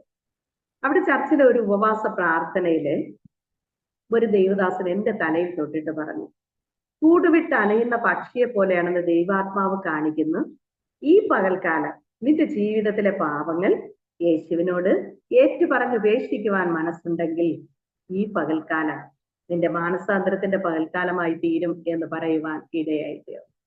ഞാൻ ആ സമയത്ത് നോക്കിയാൽ എന്റെ ഹൃദയം ഭാരം കൊണ്ട്, നിരാശ കൊണ്ട്, ആത്മഹത്യാ പ്രേരണ മാത്രമായിട്ട് കാട്ടാക്കട ബസ് സ്റ്റാൻഡിൽ നിന്ന് ബസ് ഇറങ്ങി വരുമ്പോൾ നടുക്ക് ഞാൻ ഒരുക്കം നിന്നിട്ടുണ്ട്. പിശാച് എന്നെ കൊന്നു പലപ്പോഴും എന്റെ ആത്മാവിനെ നിത്യ നരകത്തിലേക്ക് കൊണ്ടുപോകാൻ പലപ്പോഴും ശ്രമിച്ചതായ അവസ്ഥകൾ എനിക്ക് ഇപ്പോൾ ചിന്തിക്കുമ്പോൾ അത് പൈശാചിക ശക്തിയുടെ നിയന്ത്രണത്തിലായിരുന്നു ഞാനെന്ന് മനസ്സിലാക്കുവാനായി കഴിയുന്നു. അല്ലലിയ. എന്നാൽ ഈ ചർച്ചിനകത്തിരുന്ന് ഇങ്ങനെ ഈ പ്രാർത്ഥിക്കുന്നതായ സമയത്ത് ദൈവദാസൻ എന്നോട് ഇത് പറയുകയും ഞാൻ ദൈവത്തോട് കരഞ്ഞ് പ്രാർത്ഥിച്ച, യേശുവേ എന്റെ ജീവിതത്തിലെ സകല പാപവും ക്ഷമിക്കണമേ, യേശുവിന്റെ രക്തത്താലും വചനത്താലും എന്നെ കഴുകണമേ, ശുദ്ധീകരിക്കണമേ എന്ന് കരഞ്ഞ് പ്രാർത്ഥിച്ചു കൊണ്ടിരിക്കുമ്പോൾ, അല്ലലിയ, പഴയ കാലത്തൊക്കെ നമ്മൾ കണ്ടിട്ടുണ്ട് ഫിലിം പ്രദർശനം നടത്തുമ്പോൾ ഒരു വെള്ള സ്ക്രീൻ ഇങ്ങനെ കെട്ടിയിട്ട് അതിൽ ഫിലിം പ്രദർശനം നടത്തുന്നതായിരുന്നു. എന്നാൽ ഇതുപോലെ ഞാൻ പുറമേ നിന്ന് കണ്ണുകൾ അടച്ചിരുന്ന് പ്രാർത്ഥിക്കുന്നു, കരഞ്ഞ് നിലവിളിച്ച് ദൈവത്തോട് പ്രാർത്ഥിക്കുന്നു. അടുത്ത ആൾക്കാരിരിക്കുന്നതൊന്നും ഞാൻ ഒന്നും നോക്കുന്നില്ല. എനിക്ക് എങ്ങനെയും രക്ഷപ്പെട്ടേ മതിയാവുള്ളൂ, എനിക്ക് എങ്ങനെയെങ്കിലും ഒരു സമാധാനം കിട്ടിയേ മതിയാവൂ എന്നുള്ള ഒറ്റ ഇതില് ഞാൻ അങ്ങനെ കരഞ്ഞ് ദൈവത്തോട് നിലവിളിച്ച് പ്രാർത്ഥിക്കുമ്പോൾ ഇങ്ങനെ ഒരു വെള്ള സ്ക്രീന് കാണുകയും എന്റെ അറിവായ സമയത്ത്, ഞാൻ ഏകദേശം 4ാം ക്ലാസ്സിലാണ് പഠിക്കുന്ന സമയത്ത്, എന്റെ കൂട്ടുകാരിയുടെ ഒരു ചുവപ്പ് കല്ലമാല, അന്നൊക്കെ ഹിന്ദുക്കൾക്കൊക്കെ ഈ ശബരിമല എന്നുള്ള ഒരു കല്ലമാല അവരൊക്കെ ഇട്ടോണ്ടിരുന്നത്, ക്രിസ്ത്യാനികളായിട്ട് നമുക്കാരും തരൂല. അപ്പൊ അത് ഇടാനായിട്ട് എനിക്ക് ഭയങ്കര കൊതി. അപ്പൊ ഈ കൂട്ടുകാരി എടുത്ത് ഞാനത് കുറച്ച് സമയത്തേക്ക് ഇടാനായിട്ട് വാങ്ങിച്ച മാല കഴുത്തില്. എന്നാൽ ഉച്ചയ്ക്ക് ചോറ് കഴിച്ചിട്ട് കയ്യേഴുവാൻ സമയത്ത് മാല പൊട്ടിപ്പോയി. തിരിച്ച് ആ കൺകൂസ് കെട്ടിയിരുന്ന കുറച്ച് മുത്തുകൾ മാറ്റിയിട്ടാൽ മാത്രമേ അത് തിരിച്ച് കെട്ടിയിടാൻ പറ്റൂ. അങ്ങനെ കെട്ടിയിട്ട് തിരിച്ച് സ്കൂളിൽ വന്ന് കൂട്ടുകാരി കണ്ടപ്പോ മാലയുടെ ഇറക്കം കുറഞ്ഞിരിക്കുന്നു, മാല പൊട്ടിയോ എന്ന് ചോദിച്ചപ്പോ ഞാൻ പറഞ്ഞില്ല. യഥാർത്ഥത്തിൽ സത്യം പറഞ്ഞു കഴിഞ്ഞാൽ ടീച്ചർ അടുത്ത് പറഞ്ഞു കൊടുക്കും, അടി വാങ്ങിച്ചത്. അതുകൊണ്ട് അന്ന് കള്ളം പറഞ്ഞതായ ആ സംഭവം ഓർമ്മ വെച്ച കാലത്തിലുള്ള ആദ്യമായി കള്ളം പറഞ്ഞ ആ സംഭവം യേശുപ്പ ഈ സ്ക്രീനിൽ കാണിച്ചു തരുവാനിടയായി തീർന്നു. ഞാൻ സ്കൂളിൽ പോകുന്നു, കൂട്ടുകാരിയുടെ നിന്ന് മാല വാങ്ങിച്ചെടുത്തു, കള്ളം പറയുന്നു. ഈ സംഭവം ആ 4ാം ക്ലാസ്സിലെ കാര്യം അതേ കണക്കിന് കർത്താവ് എനിക്ക് കാണിച്ചു. ഞാൻ ദൈവത്തോട് കരഞ്ഞ് പ്രാർത്ഥിച്ചു, യേശുവേ എന്റെ അറിവില്ലായ്മ കൊണ്ട് കള്ളം പറഞ്ഞ യേശുപ്പാ ക്ഷമിക്കണേ ക്ഷമിക്കണേ ക്ഷമിക്കണേ ഇങ്ങനെ കരഞ്ഞ് പ്രാർത്ഥിച്ചുകൊണ്ടിരുന്നപ്പോ കുറെ സമയം കഴിഞ്ഞപ്പം ആ സ്ക്രീന് വെള്ള നിറമായി മാറി. അപ്പൊ അത് യേശുപ്പ ക്ഷമിച്ചു എന്ന് മനസ്സിലായി. പിന്നെ അത് കഴിഞ്ഞ് കുറച്ചുകൂടെ വലുതായപ്പോൾ ഉള്ള സംഭവം ഇങ്ങനെ ഒന്നൊന്നായിട്ട് കാണുകയും കരഞ്ഞ് പ്രാർത്ഥിക്കുകയും ചെയ്യുമ്പോൾ ആ സ്ക്രീന് വെള്ള നിറമായി മാറും. ചുരുക്കത്തിൽ അന്ന് രാവിലെ ഞാനും എന്റെ ഭർത്താവും തമ്മിലുള്ള ഒരു സംസാര വിഷയത്തിൽ തെറ്റായി വന്ന വാക്കുപോലും കർത്താവ് അവിടെ കാണിക്കുവാനിടയായി തീർന്നു. അതും ദൈവത്തോട് ക്ഷമ പറഞ്ഞ് കരഞ്ഞ് പ്രാർത്ഥിച്ച്, യേശുവിന്റെ രക്തത്താലും വചനത്താലും എന്നെ കഴുകണമേ, ശുദ്ധീകരിക്കണം, അപ്പാ ക്ഷമിക്കണേ ക്ഷമിക്കണേ ക്ഷമിക്കണേ ഇങ്ങനെ കരഞ്ഞ് പ്രാർത്ഥിച്ചു കൊണ്ടിരുന്നപ്പോ അത് സ്ക്രീൻ മൊത്തം വെള്ള നിറമായി. ആ സമയത്ത് ഞാനിങ്ങനെ കണ്ണടച്ചിരിക്കുന്നു, എങ്ങനെ എന്റെ ഉൾക്കണ്ണോടെ ഞാൻ കാണുകയാണ് സ്വർഗത്തിൽ നിന്നൊരു പ്രകാശം എന്റെ ഹൃദയത്തിലേക്ക് ഇറങ്ങി വരികയും അതുവരെ കരിങ്കല്ല് പോലെ എന്റെ ഹൃദയം ഭാരം കൊണ്ട്, നിരാശ കൊണ്ട്, ആത്മഹത്യ പ്രേരണയാൽ നിറഞ്ഞിരുന്ന അവസ്ഥയിൽ നിന്നും ആ പ്രകാശം, ആ പരിശുദ്ധാത്മാവിന്റെ ശക്തി എന്നിലേക്ക് വന്നപ്പോൾ ഞാൻ ആകാശത്തല്ല ഭൂമിയിലും അല്ലാതെ പറന്ന് നടക്കുന്നത് പോലെ, ഒരു വെയിറ്റ് ഇല്ലാത്ത പോലെ ആ അനുഭവം എന്റെ ജീവിതത്തിൽ അതുവരെ അനുഭവിക്കാത്തൊരു സ്വർഗീയ സമാധാനം എന്റെ കർത്താവ് എനിക്ക് തരുവാനിടയായി തീർന്നു. ഹല്ലേലൂയ. പിന്നത്തെ ഇതിലാണ് ദൈവത്തിന്റെ വചനം വായിച്ചപ്പോൾ മനസ്സിലായത്, ഒരു വ്യക്തിയിൽ പരിശുദ്ധാത്മാവ് കടന്നു വരുമ്പോൾ പാപത്തെക്കുറിച്ചും നീതിയെക്കുറിച്ചും ന്യായവിധിയെക്കുറിച്ചും ബോധം വരുത്തും. ആ പകൽക്കാലം ദൈവദാസൻ എനിക്ക് വേണ്ടി പ്രാർത്ഥിച്ചപ്പോൾ ആ പരിശുദ്ധാത്മാവിന്റെ ശക്തി എന്നിലേക്ക് വരികയും പാപബോധമുണ്ടായത് കൊണ്ടാണ് എനിക്ക് പാപങ്ങളെ കർത്താവ് ഓർമ്മിപ്പിച്ചു തന്നത്. ആ പരിശുദ്ധാത്മ ഓർമ്മിപ്പിച്ച് തന്നത് കൊണ്ടാണ് അത് ഏറ്റുപറയുവാനും ഉപേക്ഷിക്കുവാനും ദൈവം എന്നെ സഹായിച്ചത്. അപ്പൊ എന്റെ പാപങ്ങൾ യേശുവിനോട് ഏറ്റുപറഞ്ഞ് ഉപേക്ഷിച്ചപ്പോൾ ആ പരിശുദ്ധാത്മാവിന്റെ ശക്തി എന്നിലേക്ക് വന്നപ്പോൾ അതുവരെ ഇല്ലാത്ത ഒരു ശാന്തതയും സമാധാനവും സ്വസ്ഥതയും എന്റെ ജീവിതത്തിൽ അനുഭവിച്ചറിയുവാനിടയായി. ആ പഴയ കല്ലായുള്ള ഹൃദയം മാറി. ആ പൈശാചിക ശക്തികളെ കർത്താവ് എന്റെ ഹൃദയത്തിൽ നിന്ന് എടുത്തു മാറ്റി. നിരാശയുടെ ആത്മാവുണ്ട്, കോപ പിശാചുണ്ട്, അസഭ്യ വാക്കുകൾ പറയുന്ന പിശാചുണ്ട്. ഇത് ഓരോന്നിന്റെ പിന്നിൽ ഓരോ പൈശാചിക ശക്തികളുണ്ട്. എന്നാൽ ഇതിനെല്ലാം കർത്താവ് ഇറക്കി വിട്ടിട്ട് യേശുപ്പ എന്റെ ഹൃദയത്തിലേക്ക് വന്നപ്പോൾ ഒരു ശാന്തതയും സമാധാനവും സ്വസ്ഥതയും അനുഭവിക്കുവാനിടയായിത്തീർന്നു. സ്തോത്രം. ദൈവത്തിന്റെ പൊന്നുനാമം മഹത്വപ്പെടുമാറാകട്ടെ. സ്തോത്രം. അതിനുശേഷം ചില നാളുകൾക്ക് ശേഷമായി ആലയത്തിൽ നിന്ന് കുറച്ച് ആൾക്കാരെ സ്നാനത്തിനായിട്ട് കൊണ്ടുപോകാൻ ഇടയായിത്തീർന്നു. ഈ സമയത്ത് ദൈവദാസൻ എന്നോട് സ്നാനത്തിനായിട്ട് പോകാനായിട്ട് തയ്യാറാകാനായിട്ട് പറഞ്ഞ് ഞാനും പ്രാർത്ഥിച്ചു. അങ്ങനെ സ്നാനത്തിനായിട്ട് പോയി. സ്നാനക്കടവ് യേശുവിന്റെ രക്തത്താൽ കഴുകി ശുദ്ധീകരിക്കുന്നതിനും വിശുദ്ധ ദൂതഗണങ്ങളാൽ കാവൽ ചെയ്യുന്നതിനും നമുക്ക് ഒരുമിച്ച് പ്രാർത്ഥിക്കാമെന്ന് ദൈവദാസൻ പറഞ്ഞപ്പോൾ ഞാനും ചേർന്ന് പ്രാർത്ഥിക്കുവാനിടയായിത്തീർന്നു. ഈ സമയത്ത് പ്രാർത്ഥിക്കുമ്പോൾ ഞാൻ ഇങ്ങനെ പുറമേയുള്ള കണ്ണുകൾ അടച്ചു നിൽക്കുമ്പോൾ എന്റെ ഉൾക്കണ്ണുകൊണ്ട് കാണുകയാണ് ഒരു കുളം കിടക്കുന്നു. അതിൽ പച്ചവെള്ളത്തിന് വരെ രക്തം കിടക്കുന്നു. ഹല്ലേലൂയ. അതിന് ചുറ്റും ഒരു നേഴ്സറി പരുവത്തിലുള്ള ദൂതന്മാർ ചിറകുകൾ വിടർത്തി കൈയോട് കൈ കോർത്ത് കുളത്തിന് ചുറ്റും അവർ കാവൽ നിൽക്കുന്നു. അപ്പൊ ഞാൻ പ്രാർത്ഥിച്ചത്, ഞാനും ദേവദാസന്മാരും അവിടെ നിന്ന് ദൈവമക്കൾ ഒരുമിച്ച് പ്രാർത്ഥിച്ചത്, യേശുവിന്റെ രക്തത്താൽ ഈ കുളത്തെ കഴുകണമേ, ശുദ്ധീകരിക്കണമേ, അതിന് ചുറ്റും വിശുദ്ധ ദൂതഗണങ്ങളെ കാവൽ ചെയ്യണേ എന്ന് പറഞ്ഞപ്പോൾ നമ്മുടെ പ്രാർത്ഥന കേട്ട് ദൈവം അതുപോലെ ചെയ്യുന്നു എന്ന് യേശുപ്പൻ എനിക്ക് കാണിച്ചു തരുവാനിടയായിട്ട് ദൈവത്തിന് നന്ദി പറഞ്ഞ് സ്തോത്രം പറഞ്ഞുകൊണ്ട്, കർത്താവേ ഇതൊക്കെ എനിക്ക് കാണിച്ചു തരുവാ, ഞാൻ എന്തെങ്കിലും കർത്താവേ എന്ന് പറഞ്ഞ് ഹല്ലേലൂയ ദൈവത്തിന് നന്ദി പറഞ്ഞുകൊണ്ട് ദൈവത്തിന് മഹത്വം കൊടുക്കുവാൻ ഇടയായി. സ്തോത്രം. അത് കഴിഞ്ഞിട്ട് സ്നാനത്തിനായിട്ട് ഹല്ലേലൂയ എന്നെ വെള്ളത്തിലിറക്കി ഇങ്ങനെ ദേവദാസൻ എന്നെ മുക്കിയിട്ട് ഹല്ലേലൂയ ഞാനിങ്ങനെ ഉയർന്നു വരുന്നതായ സമയത്ത് ഞാൻ ഇങ്ങനെ കാണും. അതും എന്റെ ഉൾക്കണ്ണുകൊണ്ട് കാണുന്ന കാര്യമാണ്. വലിയൊരു ഗ്രൗണ്ട്, അതിൽ അനേക മേശകൾ അതിന്റെ നടുക്ക് നിരത്തിയിട്ടിരിക്കുന്നു. അതിൽ അനേക പുസ്തകങ്ങൾ അടുക്കി വെച്ചിരിക്കുന്നു. അതിലൊരു വലിയ പുസ്തകം തുറന്നു വെച്ച് ആ മേശയുടെ അടുത്ത് നല്ല നരച്ച മുടി, പഞ്ഞി പോലത്തെ താടിയും മുടിയുള്ള ഒരു അപ്പച്ചൻ അവിടെ നിന്നിട്ട് ഒരു വലിയ പുസ്തകം തുറന്നു വെച്ച് ഓരോരുത്തരുടെ പേരുകൾ ഇങ്ങനെ വരി വരിയായി താഴെ താഴെ എഴുതുന്നത് കണ്ടു. അപ്പൊ ഞാൻ അതിന്റെ അടുത്ത് നിന്നിട്ട് അവസാനം എഴുതിയ പേര് നോക്കിയപ്പോ എന്റെ പേരാണ് എഴുതിയിരിക്കുന്നത്. അപ്പൊ എനിക്കൊരു ആകാംക്ഷ, ഇത് ഏത് പുസ്തകത്തിലാണ് ഈ പേര് എഴുതുന്നത് എന്ന് അറിയാനായിട്ട് അതിന്റെ ഹെഡിങ് ഞാൻ നോക്കിയപ്പോൾ ജീവ പുസ്തകം ഒന്ന് കാണുവാനിടയായി തീർന്നു. പെട്ടെന്ന് എനിക്ക് ദൈവവചന ഓർമ്മ വന്നു. വെളിപ്പാട് പുസ്തകം 20-ാം അധ്യായം അതിന്റെ 15-ാമത്തെ തിരുവചനം പഠിക്കുമ്പോൾ ജീവ പുസ്തകത്തിൽ പേരെഴുതി കാണാത്ത ഏവനെയും തീപ്പൊയ്കയിൽ തള്ളിയിടുന്നു. ഈ തീപ്പൊയ്ക 2ാമത്തെ മരണം എന്ന് കാണുന്നു. ഹല്ലേലൂയ. അപ്പൊ എന്റെ ജീവിതത്തിലെ പാവങ്ങൾ 1-ാം ഘട്ടമായ മാനസാന്തര അനുഭവം എന്റെ ജീവിതത്തിൽ വന്നു. അതിനുശേഷം ക്രിസ്തുവിനോട് ചേരുവാനായി ഞാൻ സ്നാനപ്പെട്ടപ്പോൾ ആ പരിശുദ്ധാത്മാവിന്റെ ശക്തി എന്നിലേക്ക് ദൈവം തന്ന് എന്റെ പേര് ജീവന്റെ പുസ്തകത്തിൽ എഴുതുന്നത് കാണുവാൻ യേശുപ്പനൊരു മകൻ ഭാഗ്യം തന്നു. സ്തോത്രം. അതുകൊണ്ടിന്ന് ഞാനിങ്ങനെ യേശു മാത്ര രക്ഷകനാണെന്ന് ഹൈന്ദവരായ അല്ലെങ്കിൽ മുസ്ലിം സഹോദരങ്ങളോടൊക്കെ പറയുമ്പോൾ അവർ ചോദിക്കും, സ്വർഗമുണ്ടോ, നരകമുണ്ടോ, നിങ്ങൾ കണ്ടിട്ടുണ്ടോ, ജീവപുസ്തകമുണ്ടോ? ഇതൊക്കെ ചോദിക്കുമ്പോൾ ഞാൻ പറയും, പൊന്നു സഹോദരാ, യേശുപ്പ എനിക്ക് കാണിച്ചു തന്നെയാണ്. ഒരു പുസ്തകത്തിൽ കണ്ട കഥയല്ല, വായിച്ചു പഠിച്ചതല്ല, എന്റെ അനുഭവത്തിൽ യേശുപ്പ എനിക്ക് കാണിച്ചു തന്ന കാര്യമാണ് ഞാൻ പറഞ്ഞത്. നിങ്ങൾക്ക് വേണമെങ്കിൽ വിശ്വസിക്കാം, സംശയമുണ്ടെങ്കിൽ നിങ്ങൾ തന്നെ യേശുവിനോട് പ്രാർത്ഥിക്കുക. കർത്താവേ, യേശുവേ, ആ സഹോദരിക്ക് കാണിച്ചു കൊടുത്തു എങ്കിൽ ഇത് സത്യമാണെങ്കിൽ എനിക്കും കാണിച്ചു തരണമെന്ന് പ്രാർത്ഥിച്ചാൽ യേശുപ്പ നിങ്ങൾക്ക് കാണിച്ചു തരുമെന്ന് ധൈര്യമായിട്ട് പറയുവാനായിട്ട് കഴിയുന്നു. ഹല്ലേലൂയ. ദൈവത്തിന്റെ പൊന്നുനാമം മാത്രം മഹത്വപ്പെടുമാറാകട്ടെ. സ്തോത്രം. അങ്ങനെ സന്തോഷത്തോടെ പിന്നെ ദൈവത്തെ ആരാധിക്കാനൊക്കെ അവസരം ഉണ്ടായി. അതിനിടയ്ക്കുള്ള ഒരു കാര്യം കൂടി, ഞാൻ ഈ പെന്തക്കോസ്ത് അനുഭവത്തിൽ വന്നു കഴിഞ്ഞപ്പോൾ ആദ്യത്തെ 2 വർഷം വരെ മരുന്ന് ഉപയോഗിക്കില്ലായിരുന്നു. എന്ത് അസുഖം വന്നാലും ചർച്ചിൽ പോകും, ദൈവദാസന്റെ അടുത്ത് പറഞ്ഞ് പ്രാർത്ഥിക്കാൻ. എത്ര പനിയായിട്ടാണ് പോകുന്നത് എങ്കിലും ഹല്ലേലൂയ അല്പം ഒന്ന് കിടന്ന് ഉറങ്ങി എഴിക്കുമ്പോ അവിടെ നിന്ന് തന്നെ കുറച്ച് വെളിച്ചെണ്ണ എടുക്കും ദേവദാസ് എങ്ങനെ യേശു രക്തം പറഞ്ഞ് കയ്യിൽ ഒഴിച്ചു തരും. അതും തേച്ച് അവിടുത്തെ പള്ളിയിലെ കിണറ്റിൽ നിന്ന് തന്നെ കുളിച്ചുകൊണ്ട് സുഖമായിട്ട് വൈകുന്നേരം വീട്ടിൽ വരും. ഇങ്ങനത്തെ അവസ്ഥയായിരുന്നു. എന്നാല് ഹല്ലേലൂയ ഒരിക്കല് എന്റെ കാല് മുട്ടില് ഒരു നീര് വന്നു. അപ്പൊ എന്താണെന്നൊന്നും അറിയില്ല. അപ്പം എന്റെ ഹസ്ബൻഡ് പറഞ്ഞ് ആശുപത്രിയിൽ പോകണം, എന്താണെന്ന് അറിയില്ലല്ല, പോയി ഒന്നൊരു ഇഞ്ചക്ഷൻ ആയാലും എടുക്കണം എന്നൊക്കെ. ഞാൻ പറഞ്ഞു 2 വർഷം ശേഷം എന്നെ സുഖമാക്കിയില്ലേ. ഞാൻ ചർച്ചിൽ പോയി. അപ്പൊ ആശുപത്രിയിൽ പോകാനുള്ള ആട്ടോയ്ക്കുള്ള പൈസ, മരുന്നിനുള്ള പൈസ, ഇതെല്ലാം കൃത്യമായിട്ട് എന്റെ ഭർത്താവിന്റെ ഒന്ന് വാങ്ങിച്ചിട്ട് ചർച്ചിൽ പോയി മേശപ്പുറത്ത് ഒരു പാവപ്പെട്ട ദൈവദാസൻ അവിടെ ഒരു കാണിക്ക പാത്രം വെച്ചിട്ടുണ്ട്, അതിലിട്ടിട്ട് അവിടെ മേശയുടെ അടുത്ത് കൈ ഇങ്ങനെ കാലുമടക്കി ഇങ്ങനെ നിൽക്കുമ്പോ തന്നെ ദേവദാസൻ തലയിലേക്ക് വെച്ച് പ്രാർത്ഥിക്കും.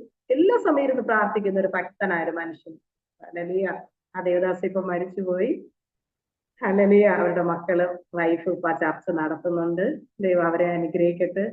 എനിക്ക് വേണ്ടി 4.5 വർഷം വരെ ഞാൻ ആ ചർച്ചിലുണ്ടായിരുന്നു. എനിക്ക് വേണ്ടി കണ്ണീരൊടുക്കുകയും എന്റെ കുടുംബത്തിന് വേണ്ടി പ്രാർത്ഥിക്കുകയും ഉപവസിക്കുകയും ചെയ്തത് ആ ദേവദാസനും കുടുംബമാണ്. സ്തോത്രം. ദൈവം അവരെ അനുഗ്രഹിക്കട്ടെ. സ്തോത്രം. അങ്ങനെ ഈ കാലം വിട്ട് നീര് വന്നപ്പോഴും ഞാൻ ചർച്ചിൽ പോയി പാസ്റ്റർ അടുത്ത് പ്രാർത്ഥിച്ചിട്ട് ചർച്ചയിൽ തന്നെ കിടക്കായിരുന്നു. എന്നാൽ കിടന്ന് കുറച്ചൊന്ന് ഞാൻ ഈ കണ്ണ് ചെറുതായിട്ടൊന്ന് അടഞ്ഞു വരുന്നതേ ഉള്ളൂ. ചെറിയൊരു മയക്കം പോലെ തോന്നി. കണ്ണടഞ്ഞു വന്നപ്പോ ഞാൻ കാണും പാമ്പിന്റെ 2 പല്ലിങ്ങനെ കാണുകയും വിഷത്തുള്ളി പോലെ കറുത്ത പച്ച കളറിൽ ഇങ്ങനെ തുള്ളി പോലെ വീഴുന്നത്. പെട്ടെന്ന് ഞാനിങ്ങനെ ഉണർന്നിട്ട് എനിക്ക് ഓർമ്മ വന്നത് പാമ്പ് കടിച്ചതായിരിക്കും എന്റെ കാലുമുട്ടിലെന്ന്. പിന്നെ അടുത്തുള്ളടത്ത് പറയുകയും അവര് വന്ന് എന്നെ വിഷവൈദ്യന്റെ അവിടെ കൊണ്ടുപോകാനിടയായിട്ട്.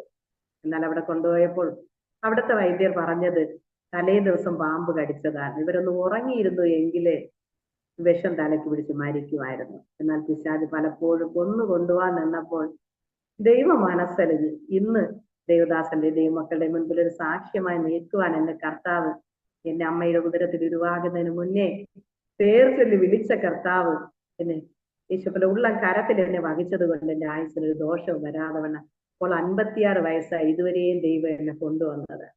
ഹല്ലേലൂയ. ഞാൻ നിന്നതല്ല, എന്റെ യേശുപ്പ എന്നെ നിർത്തിയതാണ്. ഞാൻ നേടിയതല്ല, സകലവും യേശുപ്പ തന്ന ദാനം മാത്രമേ ഉള്ളൂ. സ്തോത്രം. ദൈവത്തിന്റെ പൊന്നുനാമം മഹത്വപ്പെടുമാറാകട്ടെ. അങ്ങനെ ആ കാലിന്റെ അവസ്ഥകളൊക്കെ ഭേദം വരുവാൻ ദൈവം സഹായിച്ചു. അതിനുശേഷം ചില നാളുകൾക്ക് ശേഷം ഞങ്ങളുടെ വീട്ടിൽ ഈ പെന്തക്കോസ്റ്റ് ചർച്ചിലെ പാസ്റ്റർ ആദ്യം വന്ന് പ്രാർത്ഥിച്ചിട്ട് കുറച്ച് വെള്ളം എടുത്ത് യേശുവിന്റെ രക്തം പറഞ്ഞ ആ പഴയ ഓടത്തെ വീട്ടിൽ വെച്ചുള്ള സംഭവമായിരുന്നു. യേശുവിന്റെ രക്തം പറഞ്ഞ് ഓരോ മുറിക്കകത്തും എല്ലായിടും കളിച്ചിട്ട് അടുക്കളയുടെ ഭാഗത്തെത്തിയപ്പോൾ ദേവദാസൻ ഇങ്ങനെ അവിടെ നിന്നിട്ട് കുറച്ച് അന്യഭാഷ പറയുകയും അവിടെ നിന്ന് കുറെ ഇങ്ങനെ അന്യഭാഷയിൽ കുറെ കാര്യങ്ങൾ പറഞ്ഞിട്ട് അത് നമുക്ക് മനസ്സിലാവുന്ന രീതിയിൽ തിരിച്ചത് മലയാളത്തിലും പറഞ്ഞ് മനസ്സിലാക്കി. ഈ വീട്ടിൽ താമസിക്കുന്നവർ തലയ്ക്ക് സുഖമില്ലാതെ പോകാൻ അത് ക്ഷുദ്ര പ്രയോഗം ഈ വീട്ടിനകത്ത് ചെയ്തിട്ടുണ്ട്.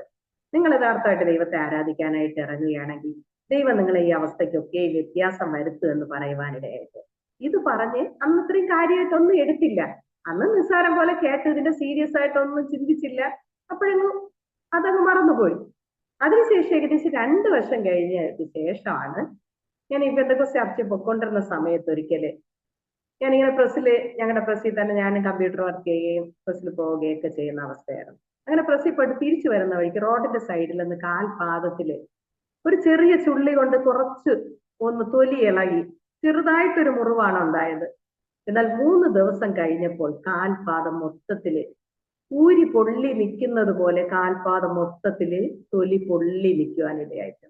ഈ സമയത്ത് ആശുപത്രി പോവാന്ന് പറഞ്ഞു, ഒരു ഇഞ്ചക്ഷൻ എടുക്കാന്ന് പറഞ്ഞു. അതൊന്നും കേൾക്കാതെ ഹല്ലേലൂയ യേശു എന്നെ വിടിവിക്കും എന്നുള്ള ആ വിശ്വാസത്തോടെ ഞാൻ ചർച്ചയിൽ കടന്നു പോവുകയും ദൈവദാസനെ വിട്ട് പ്രാർത്ഥിച്ചിട്ട് അവിടെ ആലയത്തിൽ കിടക്കുവാനിടയായിട്ട്. ആശുപത്രി കിടക്കുന്ന അവസ്ഥ തന്നെ. പിന്നെ എനിക്ക് നടക്കാൻ പറ്റാത്ത അവസ്ഥയിൽ ചർച്ചിനകത്ത് ഇരുന്ന് ഞെരങ്ങുന്ന അവസ്ഥ. കാൽപാദത്തിന്റെ തൊലിയെല്ലാം ഇളകിപ്പോയി.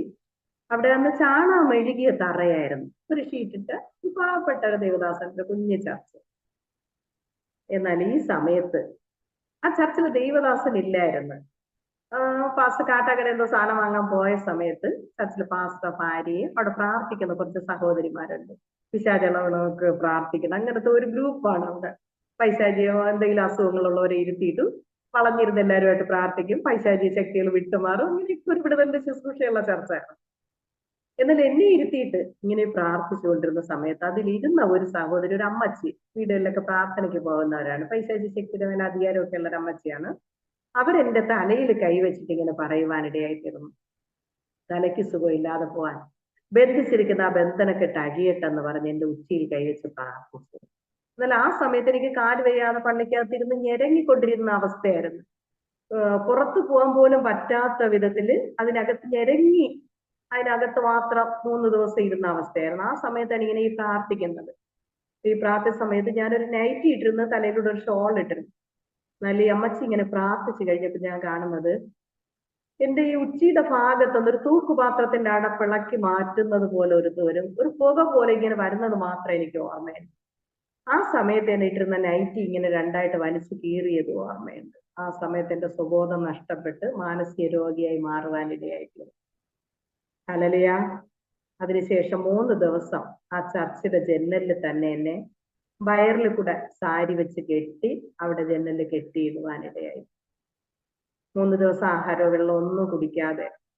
അപ്പൊ ആ ദേവദാസ് അന്ന് പറഞ്ഞത്, ഞങ്ങളുടെ വീട്ടിൽ വന്ന് പ്രാർത്ഥിച്ചിട്ട് തലയ്ക്ക് സുഖമില്ലാതെ കുടുതുണി പോലും ഇല്ലാതെ ഭിക്ഷ എടുത്ത് റോഡ് നീളെ ഭിക്ഷ എടുത്ത് പോകുന്നതിനുള്ളത് ക്ഷുദ്രപ്രയോഗം ചെയ്തിട്ടുണ്ടെന്ന്. പക്ഷെ ഇതിലെന്ത് സത്യമുണ്ടോ ഇല്ലേന്ന് അറിഞ്ഞൂടാ. പിന്നത്തേതിൽ എനിക്ക് അറിഞ്ഞൂടാ. പിന്നത്തേതിൽ ഓർമ്മ വന്നപ്പം എന്റെ അമ്മയൊക്കെ പറഞ്ഞുള്ള അറിവേ എനിക്കുള്ളൂ. ഞാൻ ഈ ചർച്ചിനകത്ത് ബോധമില്ലാതെ കെട്ടിയിട്ട അവസ്ഥയിൽ തന്നെ കെട്ടഴിച്ച് വിടും. ചർച്ചിനകത്ത് ഓരോരുത്തരുടെ അടുത്ത് ഇങ്ങനെ പോയി അമ്മ വല്ലത്താ ഇങ്ങനെ കൈ നീട്ടിക്കൊണ്ട് അകത്ത് മൊത്തത്തിൽ ഇങ്ങനെ നടന്നു എന്ന് പറയുന്നു. ഇരുന്ന് ഞെരങ്ങി ചോദിക്കുന്ന അവസ്ഥയായിരുന്നു. അപ്പൊ ദൈവത്തിന്റെ ദാസന്മാർ പറയുന്നതൊന്നും കള്ളമല്ല. ദൈവത്തിന്റെ ആത്മാവ് വെളിപ്പെടുത്തും. ഹല്ലേലൂയ. തന്റെ ഭക്തന്മാരെ അറിയിക്കാതെ കർത്താവ് ഒരു കാര്യം ചെയ്യുന്നില്ല എന്നൊക്കെയുള്ള ദൈവത്തിന്റെ വചനം സത്യമാണെന്ന് പിന്നത്തേതിൽ എന്റെ ജീവിതത്തിൽ എനിക്ക് അനുഭവിച്ചറിയുവാനിടയായി തീർന്നു. അതിനെ തുടർന്ന് 3 ദിവസം ചർച്ചിൽ കെട്ടിയിടുകയും പിന്നെ എന്റെ വീട്ടിലൊക്കെ ആള് പോയി പപ്പയും അമ്മയൊക്കെ വന്ന് ബലമായിട്ട് എന്നെ പിടിച്ച് എടുത്തുകൊണ്ട് ഒരു അസ്ഥി മാത്രമായി മുടിയെല്ലാം പറന്ന് മുഴുഭ്രാന്തിയായ അവസ്ഥയിൽ എടുത്തുകൊണ്ട് പോവുകയും പോയ വഴിക്കുള്ള ആശുപത്രിയിലെല്ലാം കൊണ്ടുപോയിട്ട് ഒരു ആശുപത്രിയിൽ എടുത്തില്ല. കാലിന്റെ മൊത്തം തൊലിയില്ലാതെ, കാൽപാദത്തിൽ തൊലിയില്ലാതെ, തൊലിയെല്ലാം അടന്ന് ഈച്ചകളെല്ലാം പൊട്ടി തുണിയൊക്കെ പൂടി വെച്ചിരിക്കുന്നു. എങ്കിലും മൊത്തത്തിൽ അവസ്ഥയായി. ഇത് കണ്ട് ഇടയ്ക്കുള്ള ഒരു ഹോസ്പിറ്റലിൽ എടുത്തില്ല. തിരിച്ച് മെഡിക്കൽ കോളേജിൽ കൊണ്ടുപോവുകയും ഏകദേശം 15 ദിവസത്തോളം അവിടെ ഹോസ്പിറ്റലിൽ കെട്ടിയിടുവാനിടയായി തീർന്നു. എന്നിട്ട് മൂക്കിലൂടെ ട്യൂബ് ഇട്ട് ബിസ്ക്കറ്റും പാലും ഒക്കെ കലക്കി ഒഴിച്ചിരുവായിരുന്നു. പിന്നെ പറഞ്ഞാണ് എന്റെ അമ്മയാണ് അന്ന് കൂടെ ഉണ്ടായിരുന്നത്. അപ്പൊ അമ്മ ആഭരണം ഇടാതെ നിൽക്കുന്നത് കൊണ്ട് വരുന്ന ഡോക്ടർമാരും അവിടെയുള്ള ആൾക്കാരും എല്ലാം കൂടെ ആകെ കുഴപ്പമായി. പെന്തക്കോസ്തുകാര് ആശുപത്രി കൊണ്ടുപോകാതെ ചർച്ചിനകത്തിട്ട് പ്രാർത്ഥിച്ച് ശാന്തിയാക്കി എന്നുള്ളൊരു പേരുമായി ചർച്ചിനെ തീടാൻ ഇവിടെ നാട്ടുകാരെല്ലാം കൂടോടെ ഇളവി. പിന്നെയാണ് ഇവിടെ നിന്ന് ആശുപത്രിയിലോട്ട് കൊണ്ടുപോയത്. ആശുപത്രി പോയപ്പോഴും അമ്മയ്ക്ക് അവിടെ നിൽക്കാൻ പറ്റാത്ത എല്ലാവരും കൂടെ പൊരിച്ചു കൂട്ടുന്ന അവസ്ഥയായിരുന്നു. ഹല്ലേലൂയ. ദൈവത്തിന്റെ കരുണയാൽ ഈ സമയത്ത് ഞാൻ പോയ ആ ചർച്ചിലെ ദൈവദാസനും ദൈവമക്കളെ എനിക്ക് വേണ്ടി ഉപവസിക്കുകയും പ്രാർത്ഥിക്കുകയും ചെയ്തുകൊണ്ടേയിരുന്നു. ചർച്ചിനകത്ത് തന്നെ എടുത്തുകൊണ്ടുപോയി അതൊരു ദോഷവും വരരുതേ എന്ന് പറഞ്ഞു സ്വബോധത്തോടെ ദൈവം മടക്കി വരുത്തണേ എന്ന് പറഞ്ഞ് അവരിന്ന് ഉപവസിച്ച് പ്രാർത്ഥിക്കുവാനിടയായിട്ടുണ്ട്. ഈ സമയം മാനസിക വിഭാഗത്തിലെ ഡോക്ടർമാർ എന്നെ പരിശോധിച്ചിട്ട് 15 ദിവസം കഴിഞ്ഞപ്പോൾ ചെറുതായിട്ട് ഓർമ്മയൊക്കെ വരാൻ തുടങ്ങി. ആ സമയത്ത് മാനസിക വിഭാഗത്തിലെ ഡോക്ടർമാർ പറഞ്ഞത് ഭർത്താവിന്റെ മദ്യപാനം കാരണം മനസ്സിൽ സമാധാനം അടക്കാൻ വയ്യാതെ വിഷമങ്ങളെല്ലാം അടക്കി വെച്ചിട്ട് അവരുടെ സമനില തെറ്റിയതാണ്. ഇനി ഓർമ്മശക്തി തിരിച്ചു കിട്ടാൻ സാധ്യതയില്ല എന്നും ശരിയായ ഓർമ്മശക്തിയൊന്നും കിട്ടാൻ സാധ്യതയില്ല എന്ന് ഡോക്ടർമാർ അന്ന് വിധി എഴുതിയതാണ്. എന്നാൽ ദൈവത്തിന്റെ കരുണയാൽ ദൈവദാസന്റെയും ദൈവമക്കളുടെയും ഉപവാസത്തിന്റെ പ്രാർത്ഥനയുടെ ഫലമായിട്ട് കർത്താവ് എനിക്ക് സ്വബോധം മടക്കി തരുവാനിടയായിട്ട്. ഹല്ലേലൂയ. അതിനുശേഷം സ്വബോധം കിട്ടുകയില്ല, ഓർമ്മശക്തി കാണൂല എന്ന് പറഞ്ഞ സ്ഥാനത്ത് അതിനുശേഷം സുഖമായിട്ട് വന്നിട്ട് 2 വീലർ ഓടിക്കുന്നതിന് 2 വർഷം വണ്ടി ഓടിക്കാനും ലൈസൻസ് എടുക്കുവാനും കർത്താവ് സഹായിച്ചു. സ്തോത്രം. കമ്പ്യൂട്ടർ കോഴ്സ് പഠിക്കുന്നതിന് DTP കോഴ്സ് പഠിച്ചിട്ട് ഇന്നും കമ്പ്യൂട്ടർ ജോലി ചെയ്യാനും പ്രസ്സിൽ പുതിയതായിട്ട് വരുന്ന കുട്ടികളെ കമ്പ്യൂട്ടർ പഠിപ്പിക്കുവാനും എന്റെ കർത്താവ് സഹായിക്കും. ഹല്ലേലൂയ. അത് മാത്രമല്ല എന്റെ കൊച്ചുമകൻ ഹല്ലേലൂയ മകളുടെ മകൻ 4ാം ക്ലാസ്സിൽ പഠിക്കുന്ന സമയത്താണ് എനിക്ക് ഇങ്ങനെ ഒരു ഫോൺ കിട്ടുവാനിടയായി. അപ്പൊ ഈ ഫോണിലൂടെ വീഡിയോ സെറ്റ് ചെയ്തെന്ന് പറഞ്ഞ് തരുവാൻ ഈ 4ാം ക്ലാസ്സുകാരൻ അൽവിൻ എന്ന് പറയണ മോളുടെ മോനാണിത് പറഞ്ഞു തന്നത്. അപ്പൊ കമ്പ്യൂട്ടറിൽ വർക്ക് ചെയ്യുന്നതായതുകൊണ്ട് അവർക്കൊക്കെ കാണിച്ചു തരുമ്പോഴത്തേക്ക് കുറച്ച് കാര്യങ്ങളൊക്കെ മനസ്സിലാവും പെട്ടെന്ന്. ദൈവത്തിന്റെ കരുണ, ദൈവം തന്നൊരു ഞാൻ 10ാം ക്ലാസ് പാസ്സാണ്. ഇത് കൂടുതലൊന്നും പഠിച്ചിട്ടില്ല. 16 വയസ്സായപ്പോൾ 10ാം ക്ലാസ്സിൽ പരീക്ഷ എഴുതുന്നു. 17 വയസ്സിൽ കല്യാണം കഴിഞ്ഞ് വരുന്നു. പിന്നെ അങ്ങനെയൊക്കെ അങ്ങ് പോയി. അപ്പൊ അന്ന് കല്യാണം കഴിഞ്ഞ് വന്ന സമയം മുതലേ പ്രസ്സിൽ ജോലിക്ക് പോകുമായിരുന്നു. അങ്ങനെ തുടർന്ന് പ്രസ്സിലെ കാര്യങ്ങളൊക്കെ നോക്കി അങ്ങനെ വന്നതായ അവസ്ഥ. പിന്നത്തേതിൽ കൊച്ചുമോൻ യൂട്യൂബ് ചാനൽ ഷീല തങ്കരാജ് എന്ന് പറഞ്ഞൊരു യൂട്യൂബ് ചാനൽ തുടങ്ങി തരികയും അതിലൂടെ ഗ്രൂപ്പുകളിലൊക്കെ വാട്സപ്പ് ഗ്രൂപ്പുകളിൽ വരുന്ന ദേവദാസന്മാരുടെ ദൈവമക്കളുടെ മെസ്സേജുകൾ വോയിസ് ഒക്കെ എടുത്ത് വീഡിയോ ആയിട്ട് സെറ്റ് ചെയ്തിടാനും, അല്ലല്ലയാ പുറത്തറിയാതിരുന്ന അനേകരെ ദൈവവചനങ്ങൾ ഇടുവാനൊക്കെയും അങ്ങനെ ദൈവത്തിന്റെ നാമം മറ്റുള്ളവരിലേക്ക് എത്തിക്കുവാൻ തക്കവണ്ണം സ്വർഗത്തിലെ ദൈവം ഒരു അവസരം. എനിക്കിപ്പോ ഞാൻ വീട്ടിലായിരിക്കുകയാണ്, അല്ലല്ലയാ ഒരു ഓപ്പറേഷന് കഴിഞ്ഞ് വീട്ടിലായിരിക്കുകയാണ്. അപ്പൊ വീട്ടിലായിരിക്കുന്ന സമയത്ത് ഓൺലൈനായിട്ട് പ്രാർത്ഥിക്കുവാനും അനേക രോഗികൾ വിളിക്കുമ്പോൾ പ്രാർത്ഥിക്കുവാനും എന്റെ ഇതേ അവസ്ഥയിലൂടെ കടന്നുപോയ ആൾക്കാർക്ക് വേണ്ടി പ്രാർത്ഥിക്കാനൊക്കെയും ദൈവം ഇന്നാളെ അവസരം ഒരുക്കുന്നു. അങ്ങനെ ഡോക്ടർമാർ ഇനി സുബോധം തിരിച്ചു കിട്ടില്ല എന്ന് പറഞ്ഞതായ അവസ്ഥയിലും ഇത്രയൊക്കെ വീണ്ടും ചെയ്യുവാൻ കർത്താവ് ഇന്നും സഹായിക്കുന്നുണ്ട്. അപ്പൊ എന്നെ കേൾക്കുന്ന പ്രിയരെ, ഡോക്ടർമാരുടെ വിധികളെ, ഡോക്ടർമാരുടെ അസാധ്യമെന്ന് എഴുതുന്ന അവസ്ഥയിലും നിങ്ങൾക്ക് വിശ്വാസമുണ്ടെങ്കിൽ, യേശുവിനോട് പ്രാർത്ഥിക്കുവാൻ മനസ്സുണ്ടെങ്കിൽ, അസാധ്യങ്ങളെ സാധ്യമാക്കുന്ന ദൈവം നമുക്ക് വേണ്ടി ഇന്നും ഇറങ്ങി പ്രവർത്തിക്കുന്നു എന്ന് എന്റെ അനുഭവത്തിലൂടെ പറയുവാൻ ഇടയായി. സ്തോത്രം. അപ്പൊ മാനസിക രോഗത്തിൽ നിന്ന് കർത്താവ് എന്നെ വിടുവിച്ചാണ്. മാനസിക രോഗികളെ വിളിച്ച് പ്രാർത്ഥിക്കുക, അവരുടെ ബന്ധുക്കളോ അവരോ തന്നെ വിളിച്ചാലും അവർക്ക് വേണ്ടി ധൈര്യമായിട്ട് പ്രാർത്ഥിക്കാൻ കർത്താവ് ഒരു കൃപ തന്നു. ഹല്ലേലൂയ.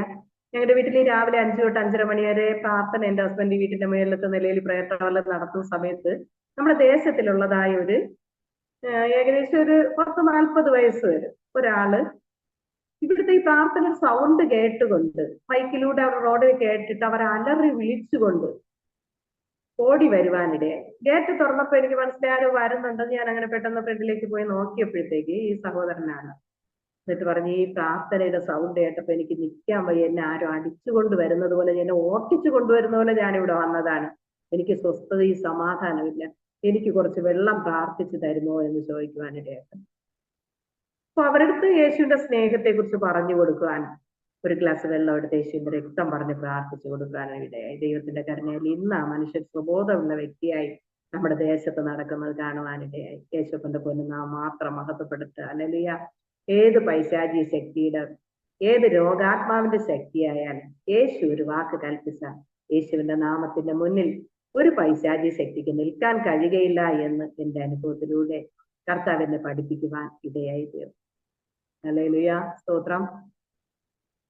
ഗദര ദേശത്ത് ചെന്നപ്പോൾ ലെഗ്യോൻ ബാധിച്ചതായ മനുഷ്യൻ ആ വ്യക്തിയിലുള്ള ഭൂതത്തെ പുറത്താക്കിയിട്ട് യേശുവിനോട് കൂടെ ഈ മനുഷ്യൻ പോകുവാനായി ഞാനും കൂടെ വരട്ടെ എന്ന് ചോദിച്ചപ്പോൾ ആ മനുഷ്യനോട് യേശു പറഞ്ഞു, നീ നിന്റെ വീട്ടിൽ പോയി നിന്റെ വീട്ടിലുള്ളവരോടും നിന്റെ നാട്ടിലുള്ളവരോട് യേശു നിനക്ക് ചെയ്ത സൗഖ്യത്തെ കുറിച്ച് അറിയിക്കുക, സാക്ഷിയാകാൻ പറഞ്ഞത്.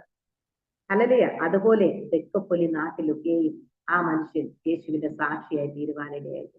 ഇതുപോലെയാണ് എനിക്കും മാനസിക രോഗത്തിൽ നിന്ന് എന്നെ സൗഖ്യമാക്കിയത് കൊണ്ട് എന്റെ കർത്താവ് എനിക്ക് ചെയ്ത ആ സൗഖ്യത്തെ കുറിച്ചാണ് ഈ സമയം നിങ്ങളോട് പങ്കുവയ്ക്കാൻ തക്കവണ്ണം കർത്താവ് എനിക്കും അവസരം ഒരുക്കി തന്നത്. സ്തോത്രം. ദൈവത്തിന്റെ പൊന്നുനാമം മാത്രം മഹത്വപ്പെടുമാറാകട്ടെ. ആമേൻ. ഇനി മറ്റൊരു എന്റെ ജീവിതത്തിൽ ദൈവം ചെയ്തതായ ഒരു അത്ഭുതത്തിന്റെ ഒരു സൗഖ്യം തന്നതിനെ കുറിച്ചുകൂടെ പറയാൻ ഞാൻ ആഗ്രഹിക്കുകയാണ്. ഞാനിങ്ങനെ കുറച്ച് നാളുകൾക്ക് മുമ്പ് ഏകദേശം 9 വർഷം മുന്നേ കുറച്ച് ദിവസങ്ങളില് ഞാനിങ്ങനെ പരസ്യയോഗത്തിനായിട്ട് കടന്നു പോകാൻ ഇടയായിത്തീർന്നു. ഭയങ്കര ഒരു മനസ്സിനൊരു പ്രേരണ. ഞാൻ സ്നാനപ്പെട്ട സമയത്ത് യേശുപ്പം കാണിച്ച ദർശനങ്ങൾ പറയുക, ജീവപുസ്തകങ്ങളുടേത് പറയുക, മാനസാന്തര അനുഭവത്തിൽ പാപബോധം തന്നത്, ഇതൊക്കെ പരസ്യമായിട്ട് ജംഗ്ഷനിൽ ഒന്ന് വിളിച്ചു പറയാൻ ഭയങ്കര ആഗ്രഹമായിരുന്നു. ഒരു ലോട്ടറി അടിച്ചതുപോലത്തെ ഒരു പ്രതീതി അത് പറയുമ്പോഴത്തേക്ക്. ഹല്ലേലൂയ. അങ്ങനെ കുറച്ച് ദിവസമൊക്കെ പറഞ്ഞു നടന്നപ്പോ എന്റെ വീട്ടിൽ ആരോ പറഞ്ഞു കൊടുത്ത് ഹസ്ബൻഡ് അറിയാനിടയായി. വീട്ടിൽ അറിയാതെ പോയതാണ്. എന്നാൽ പിന്നത്തേതില് ആദ്യ നാളുകളിലുള്ള സംഭവമാണിത്. അങ്ങനെ പോകാൻ പാടില്ല എന്ന് പറഞ്ഞിട്ട് ഭയങ്കര പ്രശ്നമായി. അപ്പൊ ഞാൻ ചെവരോട് ചേർന്നാണ് ദൈവത്തോട് നിലവിളിച്ചു വരും. ഹൃദയം പൊട്ടി വിളിച്ചെന്നൊക്കെ പറയും പോലെ എന്റെ ഹൃദയത്തിനകത്തു നിന്ന് ദൈവത്തോട് നിലവിളി ഞാൻ വിളിച്ചു, കർത്താവേ എനിക്ക് സ്വാതന്ത്ര്യത്തോടെ യേശുമാത്ര രക്ഷകനെന്ന് പറയാനും രോഗികൾക്ക് വേണ്ടി പ്രാർത്ഥിക്കാൻ ഒരു അവസരം തരണമേ കർത്താവ് എന്ന് നിലവിളിച്ചെങ്കിൽ പ്രാർത്ഥിക്കാൻ പറ്റും. കർത്താവ് അതിനൊരു അവസരം ഒരുക്കി തന്നു. ഹല്ലേലൂയ. എന്റെ ഹൃദയത്തിനകത്തിരുന്ന ഒരു വ്യക്തി പറയുന്നത് പോലെ എന്റെ ശരീരത്തിൽ ക്യാൻസർ ഉണ്ടോ എന്ന് പരിശോധിക്കണം. അങ്ങനെ യൂറിനറി ഇൻഫെക്ഷൻ ആയിട്ട്, അപ്പൊ ചികിത്സ കാർഡ് ഉള്ളത് കൊണ്ട് നമുക്ക് ഏത് വിഭാഗത്തിൽ വേണമെങ്കിലും ഫ്രീ ആയി പോയി ടെസ്റ്റുകൾ നടത്താൻ, കുഴപ്പമുണ്ടോ എന്ന്. അപ്പൊ എന്റെ ഉദ്ദേശം ഇവിടെ കാരക്കുളം മെഡിക്കൽ കോളേജിലാണ് യൂറിനറി ഇൻഫെക്ഷൻ ആയിട്ട് അഡ്മിറ്റ് ആയത്. അവിടെ കിടന്നിട്ട് ഓരോ ദിവസവും ഓരോ വിഭാഗത്തിൽ, ആദ്യം കണ്ണിന്റെ സെക്ഷനിൽ പോയി അവിടെ, അവിടെ നേഴ്സായിട്ട് പഠിപ്പിക്കുന്നവരുണ്ട്, ഡോക്ടറായിട്ട് പഠിപ്പിക്കും. അപ്പൊ ഒരു ബാച്ച് ആൾക്കാർ, കുട്ടികൾ ഈ ഡോക്ടറുടെ ചുറ്റും നിൽക്കും. അപ്പൊ അവരുടെ അടുത്ത് എന്റെ രോഗത്തിന്റെ വിവരം പറയുന്നതിന്റെ കൂടെ യേശു മാത്രം രക്ഷകൻ എന്ന് പറയും. ഇതായിരുന്നു എന്റെ ലക്ഷ്യം. ദൈവത്തിന്റെ കരുണയാൽ അങ്ങനെ എല്ലാ വിഭാഗത്തിലും പരിശോധിക്കാനിടയാക്കി. പോകുമ്പോഴൊക്കെ എങ്ങനെയെങ്കിലും ഒരു സെന്റൻസ് എങ്കിലും ഇത് കൂടെ പറയും. പിന്നെ അവിടെ കിടന്നും കൊണ്ട് തന്നെ, ആശുപത്രി കിടന്നും കൊണ്ട് തന്നെ കൂടെ കിടക്കുന്ന രോഗികളുടെ അടുത്ത് ചെന്നിരിക്കുമ്പോൾ അവർക്ക് ഏതെങ്കിലും ഒരു അസുഖം പ്രമാണിച്ചായിരിക്കും ആശുപത്രിയിൽ അഡ്മിറ്റ് ആയിരിക്കണം. പക്ഷെ അവരുടെ അടുത്ത് ചെന്നിരിക്കുമ്പോഴത്തേക്ക് അവരുടെ ശരീരത്തിൽ മറ്റ് രോഗാത്മാക്കളെ കർത്താവ് എന്റെ ശരീരത്തിൽ ആ വേദന അനുഭവപ്പെടുക, അവരോട് ചോദിക്കുമ്പോൾ അങ്ങനത്തെ വേദന ഉണ്ട് എന്ന് പറയുക. യേശു നിങ്ങളെ സൗഖ്യമാക്കി, യേശുവിന്റെ രക്തത്താൽ കഴുകണേ, ശുദ്ധീകരിക്കണം, പാപങ്ങൾ ക്ഷമിക്കണേ എന്ന് നിങ്ങൾ പ്രാർത്ഥിക്കാൻ മനസ്സുണ്ടെങ്കിൽ ഞാൻ നിങ്ങൾക്ക് വേണ്ടി പ്രാർത്ഥിക്കാം. ഇതിപ്പോ ഈ പൈശാചി ശക്തിയാണ്, രോഗാത്മാവാണ്, അതിനെ യേശു ഇപ്പൊ മാറ്റിത്തരുമെന്ന് പറഞ്ഞ് യേശുവിന്റെ നാമത്തിൽ വിട്ടുപോകുമെന്ന് പറയുമ്പോൾ അത് എന്റെ ശരീരത്തിൽ നിന്ന് ആ വേദന മാറുകയും ആ സമയം തന്നെ അവരുടെ ശരീരത്തിൽ നിന്ന് അത് വിട്ടുമാറി എന്ന് മനസ്സിലാക്കുവാനായിട്ട്. പലപ്പോഴും നേഴ്സുമാരും ഡോക്ടർമാരും ചോദിച്ചിട്ടുണ്ട്, നിങ്ങൾ രോഗി എന്ന് പറഞ്ഞ ആശുപത്രി അഡ്മിറ്റ് ചെയ്തിട്ട് ഇവിടെ ആശുപത്രിക്കകത്ത് രോഗശാന്തി ശുശ്രൂഷയാണ്. ഞാൻ പറഞ്ഞു രോഗി എന്നുള്ള പേരില് ആ ലേബലിൽ ഞാൻ വന്നതേ ഉള്ളൂ. പക്ഷെ എന്നെ പുറമേ കണ്ട എനിക്ക് യാതൊരു അസുഖവും ഇല്ല. എല്ലാരും ചോദിക്കും പേഷ്യന്റ് ആര്, പേഷ്യന്റ് ആര്. ഞാൻ തന്നെ എന്ന് പറയുമ്പോൾ ഡോക്ടർമാർക്ക് വിശ്വാസമില്ല, അവിടെ കൂടെ ഇരിക്കുന്ന ആൾക്കാർക്ക് വിശ്വാസം വരുന്നില്ല. പക്ഷെ പുറമേ എന്നെ കണ്ടാൽ രോഗി എന്ന് പറയാത്ത നിലയിൽ എന്റെ കർത്താവ് എന്നെ മൂടി മറച്ചു. ആ പരിശുദ്ധാത്മാവാകുന്ന ദൈവം പുറമെ ആർക്കും കാണാൻ, ഒരു രോഗി എന്ന് പറയത്തക്ക നിലകളിൽ ഒന്നും കാണാതെ ദൈവം അദ്ദേഹത്തിന് എത്ര നന്ദി പറഞ്ഞാലും മതിയാകില്ല യേശുവിന്റെ സ്നേഹം. അങ്ങനെ അവിടെ വെച്ച് ഹല്ലേലൂയ ക്യാൻസറിന്റെ വിഭാഗത്തിൽ ശരീരത്തിൽ ക്യാൻസർ ഉണ്ടോ എന്ന് നോക്കാനായിട്ട് അവിടെ ആ സെക്ഷനിൽ പോയി.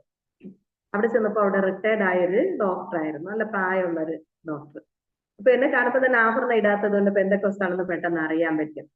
ഇപ്പൊ ഡോക്ടറെ അടുത്ത് ഞാൻ വന്ന്, സാർ എന്റെ മനസ്സിൽ ഇങ്ങനെ ഒരു തോന്നലുണ്ട്, ക്യാൻസർ ഉണ്ടോ എന്നൊന്ന് പരിശോധിക്കണം പ്ലീസ് ഡോക്ടർ എന്നാണ് പറഞ്ഞു.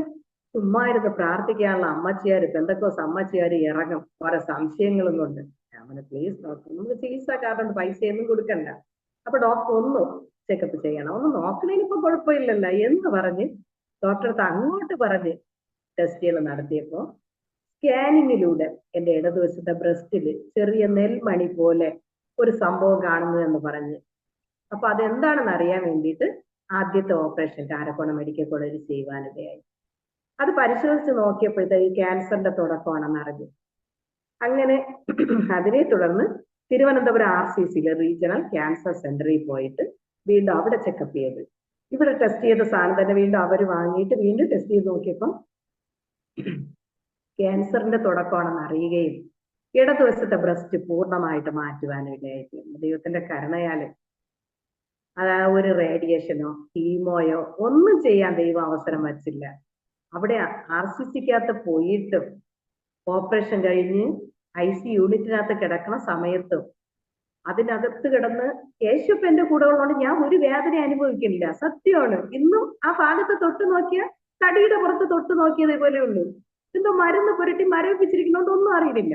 അപ്പൊ ഇങ്ങനെ തൊട്ട് നോക്കിയപ്പോ ബാൻഡേജ് ഒക്കെ ഒട്ടിച്ചിരിക്കണോണ്ടാണ് മനസ്സിലായി എന്റെ ഓപ്പറേഷൻ കഴിഞ്ഞെന്നും ഈ ഭാഗം എടുത്ത് മാറ്റിയെന്നും ഒക്കെ അങ്ങനെയാണ് ഞാൻ അറിയുന്നത്. അല്ല വേദന ഒന്നും ഞാൻ അറിയുന്നില്ല. അപ്പൊ ഈ സമയത്ത് പിശാചിനാൽ നിയന്ത്രിച്ച് നടത്തപ്പെടുന്ന വ്യക്തികളുടെ ശരീരഭാഗങ്ങൾ മുറിച്ചിട്ട് IC യൂണിറ്റിനകത്ത് കിടന്ന നിലവിളിയാണ് നടക്കുന്നത്. വേദന സഹിക്കവയ്യാണ്. അപ്പൊ എനിക്കൊരു വെപ്രാണവും പരവേശവും, കർത്താവ് എന്നെ ഈ IC യൂണിറ്റിൽ കൊണ്ടുവന്നെങ്കിൽ ഈ നിലവിളിക്കുന്ന വ്യക്തിയോട് യേശു സൗഖ്യമാക്കുമെന്ന് പറയാൻ വേണ്ടിയാണ് എന്നെ ഇവിടെ കൊണ്ടുവന്നതെന്ന് എന്റെ മനസ്സിൽ പേർ. പക്ഷെ കയ്യിൽ ട്രിപ്പ് ഇട്ടിരിക്കും, നമുക്ക് പെട്ടെന്ന് എണീറ്റ് അതിനകത്തൂടെ നിന്ന് നടക്കാൻ പറ്റാത്ത അവസ്ഥയാണ്. എങ്കിലും പെട്ടെന്ന് എന്റെ മനസ്സിൽ തോന്നി സിസ്റ്ററെ വിളിച്ചിട്ട് എനിക്ക് ഒന്നിന് പോകണം സിസ്റ്ററെ, ഒന്ന് ട്രിപ്പ് എടുത്തിരോ എന്ന് ചോദിച്ചിട്ട് അങ്ങനെ ട്രിപ്പ് കയ്യിൽ നിന്ന് മാറ്റിയിട്ട് കട്ടിലിന്റെ താഴെ വശത്ത് കാലിൽ പിടിച്ച് ഇങ്ങനെ പോവേ ആ നിലവിളിക്കുന്ന ആ സഹോദരന്റെ അടുത്ത് ആ കാൽവാട്ടി ചെന്നിട്ട് ഞാൻ ഇങ്ങനെ പറഞ്ഞു, യേശു സൗഖ്യമാക്കി, യേശുവേ സുഖമാക്കണേ എന്ന് പ്രാർത്ഥിക്കും, മനസ്സിൽ പറഞ്ഞാൽ മതി എന്ന് പറഞ്ഞിട്ട് പെട്ടെന്ന് നമുക്ക് അവിടെ നിൽക്കാൻ പറ്റൂല. എങ്കിൽ സിസ്റ്റർമാർ കണ്ട അതും പ്രശ്നമായിട്ട് വരും, IC യൂണിറ്റിനകത്തുള്ളേന്. അങ്ങനെ പറഞ്ഞിട്ട് വന്നപ്പോ എനിക്ക് ശരിക്കും ഒരു ആശ്വാസമായി. ഞാൻ ഇന്ന് വിചാരിക്കുകയാണ്, ആ ഹൈന്ദവനായ മനുഷ്യനോട് യേശുവിനൊന്ന് പരിചയപ്പെടുത്തി കൊടുക്കാനായിരിക്കും എന്റെ ബ്രസ്റ്റ് മുറിച്ചതും എന്നെ IC യൂണിറ്റിനകത്ത് കിടത്തിയത്. ഒരു ദൈവദാസനോ ദൈവമക്കൾക്കോ IC യൂണിറ്റിനകത്ത് കയറിയിട്ട് ഇതുപോലെ യേശു സൗഖ്യമാക്കൊന്നും പറയാനായിട്ട് കഴിയില്ല. അപ്പൊ അതിനകത്തൊരു വ്യക്തി പോയാൽ മാത്രമേ കഴിയുള്ളൂ. അത് ദൈവത്തിന്റെ പദ്ധതിയായിരുന്നു. അതിനുവേണ്ടി ദൈവം എന്നെ കൊണ്ടുപോയതാണെന്ന് ഹല്ലേലൂയ വളരെയധികം സന്തോഷത്തോടെ ആശുപത്രിയിൽ നിന്ന് തിരിച്ചു വരുവാനിടയായിത്തീർന്നു. ഇഷ്ടംപോലെ ആൾക്കാരുണ്ട്. ആദ്യത്തെ പ്രാവശ്യം ഞാനിങ്ങനെ കാരക്കോടം മെഡിക്കൽ കോളേജിൽ അവിടെ അഡ്മിറ്റ് ആവാനായിട്ട് പോയ സമയത്ത് ഞാൻ ബിഗ് ഷോപ്പറിനകത്ത് തുണി സാധനങ്ങൾ പറക്കി വെച്ചത് ഒരു കെട്ട് ട്രാക്ട് എടുത്ത് വെച്ച് എന്റെ അനുഭവ സാക്ഷിയുള്ള ബുക്ക് എടുത്ത് വെച്ചിട്ട് ഞാൻ ദൈവത്തോട് പറഞ്ഞു, കർത്താവേ ഇത്രയും ട്രാക്ട് തീരുമ്പോ എന്നെ തിരിച്ച് വീട്ടിൽ കൊണ്ടുവരണേ എന്ന് പറഞ്ഞുകൊണ്ടാണ് പോയി. അതുപോലെ തന്നെ അത്രയും ട്രാക്ട് തീർന്നപ്പോ യേശപ്പ എന്നെ വീട്ടിൽ കൊണ്ടുവന്നു. തിരിച്ച് കാരക്കോണം മെഡിക്കൽ കോളേജിൽ നിന്ന് അവിടെ തിരുവനന്തപുരം RCCയിൽ പോവുകയും അവിടെ വെച്ച് അടുത്ത് രണ്ടാമത്തെ ഓപ്പറേഷൻ ചെയ്ത് പൂർണ്ണമായിട്ട് ബ്രസ്റ്റ് മാറ്റാനിടയായി. തുടർന്ന് 3 മാസം, ഒരു ആഴ്ചയ്ക്കൊരിക്കെ ആയിരുന്നു ആദ്യം. പിന്നെ അടുത്ത് 3 മാസത്തിലൊക്കെ 6 മാസത്തിലൊക്കെ ചെക്കപ്പിനായിട്ട് പോകുമ്പോൾ, അപ്പൊ അടുത്ത മാസം പോവേണമെങ്കിൽ ഈ മാസം ഈ ഒരു മനസ്സിനകത്ത് സന്തോഷം. കുട്ടികൾ വീഗാലാൻഡിൽ പോകുമ്പോൾ കിടന്ന് തുള്ളിച്ചാടുന്നത് പോലെയാണ് മനസ്സ്. കർത്താവെ അവിടെ പോകുമ്പോൾ ഒരു വ്യക്തി എടുത്തെങ്കിലും യേശു സൗഖ്യമാക്കി, യേശുവിനെ സൗഖ്യമാക്കി എന്ന് പറയാൻ ഒരു അവസരം തരണേ എന്ന് പറഞ്ഞിട്ടാണ് പോകുന്നത്. അവിടെ പോകുമ്പോഴത്തേക്ക് RCCയിലൊക്കെ പോയിട്ടുള്ളവർക്കറിയാം, എല്ലാവരും നിരാശ കൊണ്ട്, പ്രതീക്ഷയില്ലാതെ, പ്രത്യാശയ്ക്ക് വകയില്ലാതെ, വെറും എല്ലും തോലുമായി തല കുമ്പിട്ടുകൊണ്ട് നിരാശയോടെ കുനിഞ്ഞിരിക്കുമ്പോൾ അലലിയ അവരുടെ മുന്നിലൂടെ ചിരിച്ച മുഖത്തോടെ ചെക്കപ്പിന് ഒറ്റയ്ക്ക് തന്നെ പോകണത്, വേറെ അസുഖമായിട്ടൊന്നുമില്ല. ഇവിടുന്ന് ഓട്ടോയിലെ കാറിലെ എന്നെ അങ്ങ് പറഞ്ഞു വിടും. ഒറ്റയ്ക്ക് സന്തോഷത്തോടെ ഒറ്റയ്ക്ക് പോകുമ്പോഴേ ഫ്രീ ആയിട്ട് എല്ലായിടത്തും പറയാൻ പറ്റുള്ളൂ. വീട്ടിലുള്ളവർ വന്നാൽ ഇത്രയും പറയാൻ ഫ്രീ കിട്ടൂല. അതും ദൈവത്തിന്റെ പദ്ധതിയായിരുന്നു. സ്തോത്രം. അങ്ങനെ കടന്നു പോകുമ്പോൾ ഏതെങ്കിലും ഒരു വ്യക്തിയെങ്കിലും ഒന്ന് നോക്കി, ഒന്ന് മുഖത്ത് നോക്കിയാൽ അവരുടെ അടുക്ക പോയിട്ട് യേശു സൗഖ്യമാക്കി, യേശു എന്നെ സൗഖ്യമാക്കി. അവിടെയും ചെല്ലുമ്പോൾ ഡോക്ടർമാരും അവിടെ കൂടെ ഇരിക്കുന്ന കൂട്ടുകാർക്കും ഒക്കെ ചോദിക്കും, പേഷ്യന്റ് ആരാണ്, ആർക്കാണ് സുഖമില്ലാത്തത്? ഞാൻ വെച്ചിട്ട് ഞാൻ തന്നെയാണെന്ന് പറയുമ്പോഴത്തേക്ക് യേശു എന്നെ സൗഖ്യമാക്കി, ഇപ്പൊ എനിക്കൊരു കുഴപ്പമില്ല, ഞാൻ ചെക്കപ്പിന് വന്നേണെന്ന് പറയുമ്പോഴത്തേക്കുള്ള ഒരു സന്തോഷം അടക്കാൻ വയ്യാത്തൊരു സന്തോഷമാണ്. അതിന് മുന്നേ ഒരിക്കൽ ഞാൻ RCCയിൽ ട്രാക്ക് കൊടുക്കാനായിട്ട് പോയിട്ടുണ്ട്. അപ്പോൾ ബുദ്ധിയില്ലാതെ കയ്യിലാണ് ട്രാക്ക് വെച്ചോണ്ട് പോയത്. ഇത് കണ്ടുകൊണ്ട് അവിടുത്തെ സെക്യൂരിറ്റിക്കാർ വിസിലടിച്ച് ബാക്കി നിന്ന് സെക്യൂരിറ്റിക്കാരെ വിളിച്ച് ഞങ്ങളെ ഗേറ്റിന്റെ പുറത്താക്കി. അന്ന് ഞാൻ കരഞ്ഞുകൊണ്ട് വന്നു, കർത്താവേ ഇതിനകത്ത് സ്വാതന്ത്ര്യത്തോടെ ട്രാക്ക് കൊടുക്കാൻ അവസരം ഒരുക്കണേ. പക്ഷെ കർത്താവ് അവസരം ഒരുക്കി തന്നു. ദൈവത്തിന്റെ പദ്ധതികൾ എത്ര വലുതെന്ന് നമുക്ക് വർണ്ണിച്ചാലും മതിയാകെയില്ല. സ്തോത്രം. ഇങ്ങനെയൊക്കെയും ഇപ്പോ ഓപ്പറേഷൻ കഴിഞ്ഞിട്ട് 9 വർഷമായി. അതിനുശേഷം വേറെ 5 വർഷം വരെ 20 മില്ലിയുടെ ഒരു ടാബ്ലറ്റ് കഴിച്ചിട്ടുണ്ട്. ക്യാൻസറിന്റെ സെല്ലുകൾ ശരീരത്തിലുണ്ടെങ്കിൽ അത് നശിക്കുന്നതിന് വേണ്ടി. അല്ലാതെ ദൈവത്തിന്റെ കരുണയാൽ ഇപ്പോ ഒരു ഗുളികയോ മരുന്നോ ഷുഗറോ പ്രഷറോ ബിപിയോ ഒന്നുമില്ല. എല്ലാ സമയവും യേശുവിന്റെ രക്തത്താൽ കഴുകണം, യേശുവിന്റെ ഇത് മാത്രമേ സമയം കർത്താവ് വിളിക്കുമെന്ന് അറിയില്ല. അതുകൊണ്ട് എപ്പോഴും റെഡി ആയിരിക്കും. അപ്പൊ ഇതിനുശേഷവും കാറ്റും കോളും പോലെ പലവിധ പ്രശ്നങ്ങളും കടലിൽ തിരയിടിച്ചു വരുന്നത് പോലെ വന്നിട്ടുണ്ട്. പ്രശ്നങ്ങളും പ്രതികൂലങ്ങളും ഇല്ലാതെ അല്ല, എങ്കിലും കാറ്റിനെയും കടലിനെയും ശാന്തമാക്കി യേശു കർത്താവ് എന്റെ കൂടെ ഉള്ളതുകൊണ്ട് എന്ത് പ്രശ്നങ്ങൾ വന്നാൽ യേശുവിന്റെ നാമത്തിൽ അവിടെ അടങ്ങെന്ന് പറയുമ്പോൾ അവിടെ അടങ്ങി നിൽക്കും. എന്നാൽ ഞാൻ ഈ സ്നാനമൊക്കെ എടുത്ത് വന്നതിന് ശേഷം, ഈ പരിശുദ്ധാത്മാവിന്റെ ശക്തിയൊക്കെ എന്നിട്ട് വന്നതിന് ശേഷം ഭർത്താവ് കുടിച്ചു കൊണ്ടുവരുന്ന സമയത്ത് രാത്രി 12 മണിയൊക്കെ കഴിയുന്ന സമയത്ത് ഒരു പൈശാചി ശക്തി വെളിപ്പെട്ടു വരും. മുമ്പേ ഉള്ള കാര്യമാണ് അത്. വെളിപ്പെട്ട് വന്നിട്ട് ഇങ്ങനെ എൻ്റെ അടുത്ത് ഓരോന്ന് സംസാരിക്കും. ഞാൻ ഇന്ന സ്ഥലത്തുനിന്ന് വന്നേണ്, ഇന്നടുത്തുനിന്ന് വന്നത്, എന്നെ ഇന്നവർ പറഞ്ഞു വിട്ടു, ഇതെല്ലാം എൻ്റെ അടുത്ത് ഇങ്ങോട്ട് പറഞ്ഞുകൊണ്ടിരിക്കും. ഇതെല്ലാം കേട്ട് എന്നിട്ട് അവസാനം സ്റ്റേഷനിനകത്ത് കിട്ടുമോ സാത്താൻ എന്തെങ്കിലും നിസ്സാരം പോലെ പറയുമ്പോ അയ്യോ ഞാൻ പോണേ എന്ന് പറഞ്ഞ് അതങ്ങ് വിട്ടു മാറുകയും കർത്താവ് എപ്പോഴും നോർമലായി തീരുകയും. ഇങ്ങനെയുള്ള ഒരുപാട് അനുഭവങ്ങൾ ഇന്ന് കർത്താവ് പഠിപ്പിച്ചു. ചർച്ചിലിരുന്ന് ഇങ്ങനെ സ്നാനപ്പെട്ട് പരിശുദ്ധാത്മാവ് പ്രാപിച്ചതിന് ശേഷം ചർച്ചിലിരുന്ന് പൈശാചി ശക്തിക്ക് വേണ്ടി പ്രാർത്ഥിക്കാനായിട്ട് രോഗിയായ ആളുടെ നടുക്കിരുത്തിയിട്ട് നമ്മളിങ്ങനെ കുറച്ച് സഹോദരിമാരും പാസ്റ്ററും എല്ലാവരും കൂടെ വളഞ്ഞിരുന്ന് പ്രാർത്ഥിക്കും. ഇങ്ങനെ പ്രാർത്ഥിച്ചുകൊണ്ടിരുന്ന സമയത്ത് സ്വർഗീയ തീ ഇറക്കണം കർത്താവ്, പൈശാചി ശക്തി വിട്ടുമാറുവാൻ സഹായിക്കണം. ഇങ്ങനെ പ്രാർത്ഥിച്ചുകൊണ്ടിരുന്ന സമയത്ത് ഈ നടുക്കിരിക്കുന്നതായ ഒരു കൊച്ചു പൈശാചി ശക്തിയാൽ ബന്ധിക്കപ്പെട്ടൊരു കുട്ടിയായിരുന്നു. അവളുള്ള പിശാചി വിട്ടുപോകുന്നതിന് വേണ്ടി ആ കൊച്ചിങ്ങനെ എന്റെ കാലിൽ തൊടാനായിട്ട് ഇങ്ങനെ വരും. ഞാൻ ചമ്മണം പൂട്ടി തറയിൽ ഇങ്ങനെ വളഞ്ഞ് നമ്മളെല്ലാവരുമായിട്ട് ഇരിക്കുന്നതാണ്. പക്ഷെ ഈ കൊച്ചിന് തൊടാൻ പറ്റുന്നില്ല. അപ്പൊ എനിക്കൊരു ഡൗട്ട് തോന്നി, ഇത് എന്താണ് സംഭവം, ഇവർക്ക് തൊടാൻ പറ്റുന്നത്? ഇങ്ങനെ അടുത്ത് വന്നിട്ട് നമ്മൾ തീ തൊടുമ്പോഴത്തേക്ക് കൈ വലിച്ചെടുക്കുന്നത് പോലെ എന്റെ അടുത്തോട്ട് കാലിന്റെ അടുത്ത് വന്നിട്ട് ഇങ്ങനെ വലിച്ചെടുക്കുന്നു പേടിച്ചിട്ട്. കൊടുക്കാതെ പ്രാർത്ഥനയൊക്കെ കഴിഞ്ഞ് പൈശാചി ശക്തിയൊക്കെ വിട്ടുപോയ ശേഷം ഞാൻ ആ മോളടുത്ത് ചോദിച്ചു, മക്കളെ നീ എന്താണ് സംഭവം, നിനക്ക് എന്തെങ്കിലും ഓർമ്മയുണ്ടോ? നീ എന്റെ കാലിൽ തൊടാനായിട്ട് ഇങ്ങനെ വന്നിട്ട് ഇങ്ങനെ കൈ പിറകിലേക്ക് പേടിച്ച് വലിക്കുന്നത് പോലെ കണ്ടല്ലേ, എന്തായിരുന്നു സംഭവം എന്ന് ചോദിച്ചോന്ന്. അത് ആന്റി ഇരിക്കുന്നതിന് ചുറ്റിനും ഒരു വളയമായിട്ട് തീക്കകത്ത് തീ കൊണ്ടുള്ള ഒരു വളയം വന്നിട്ട് അതിനകത്താണ് ആന്റി ഇരുന്നത്, അതുകൊണ്ട് എനിക്ക് തൊടാൻ പറ്റിയില്ല എന്ന്. അപ്പോഴാണ് എനിക്ക് മനസ്സിലായി, നമ്മള് സ്വർഗീയ തീ മതിലാൽ ഞങ്ങളെ കാക്കണമേ എന്നൊക്കെ നമ്മൾ പ്രാർത്ഥിക്കുന്ന യേശു അപ്പൊ അതുപോലെ ചെയ്യുന്നുണ്ട്. നമ്മളെ പുറമേയുള്ള കണ്ണുകൾ കൊണ്ട് നമുക്ക് കാണാൻ പറ്റാത്തത് കൊണ്ടാണത്. ഹല്ലേലൂയ, സ്തോത്രം. ഇത്രത്തോളം കാണിറങ്ങി പ്രവർത്തിക്കുന്ന ദൈവത്തിന് എത്ര തന്നെ നന്ദി പറഞ്ഞാലും മതിയാകയില്ല. സ്തോത്രം. അപ്പൊ ഇങ്ങനെ ചർച്ച ചെയ്ത് പ്രാർത്ഥിക്കുന്ന സമയത്ത് തീ വളയത്തിനകത്ത് യേശുപ്പ എന്നെ ഇരുത്തിയിരിക്കുന്നെന്ന് ആ പൈശാചി ബന്ധനത്തിരുന്ന് ആ കുഞ്ഞു പറഞ്ഞ് അറിയുവാൻ ഇടയായിത്തീരും.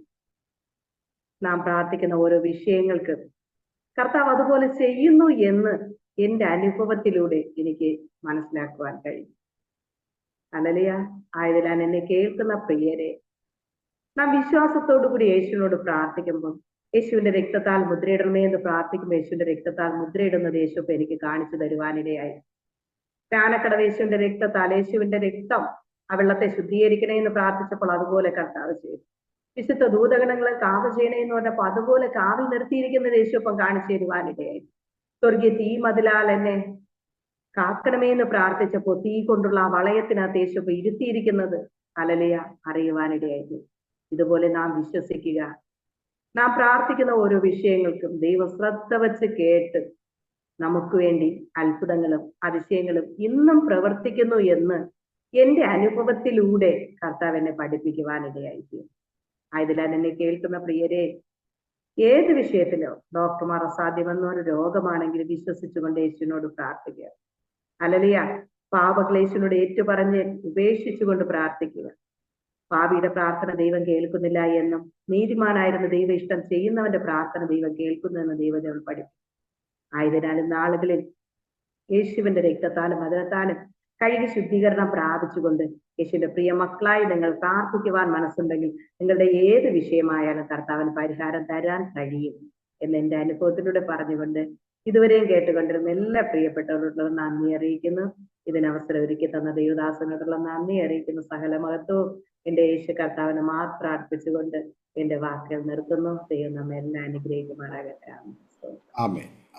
താങ്ക് യു കർത്താവിൻ്റെ വിലപ്പെട്ട ദാസി പ്രിയ ഷീല തങ്കരാജ്. ഇത്രത്തോളം സമയം അനുഗ്രഹിക്കപ്പെട്ട ജീവിതാനുഭവവും ദൈവം നടത്തിയ അത്ഭുതകരമായ വഴികളെയും കുറിച്ച് ദൈവനാമ മഹത്വത്തിനു വേണ്ടി അരോമാ ടിവിയുടെ പ്രേക്ഷകരോടൊപ്പം പങ്കുവയ്ക്കുവാൻ സ്വർഗത്തിലെ ദൈവം കൃപ ചെയ്തത് ഓർത്ത ദൈവത്തിന് സ്തോത്രം ചെയ്യുന്നു.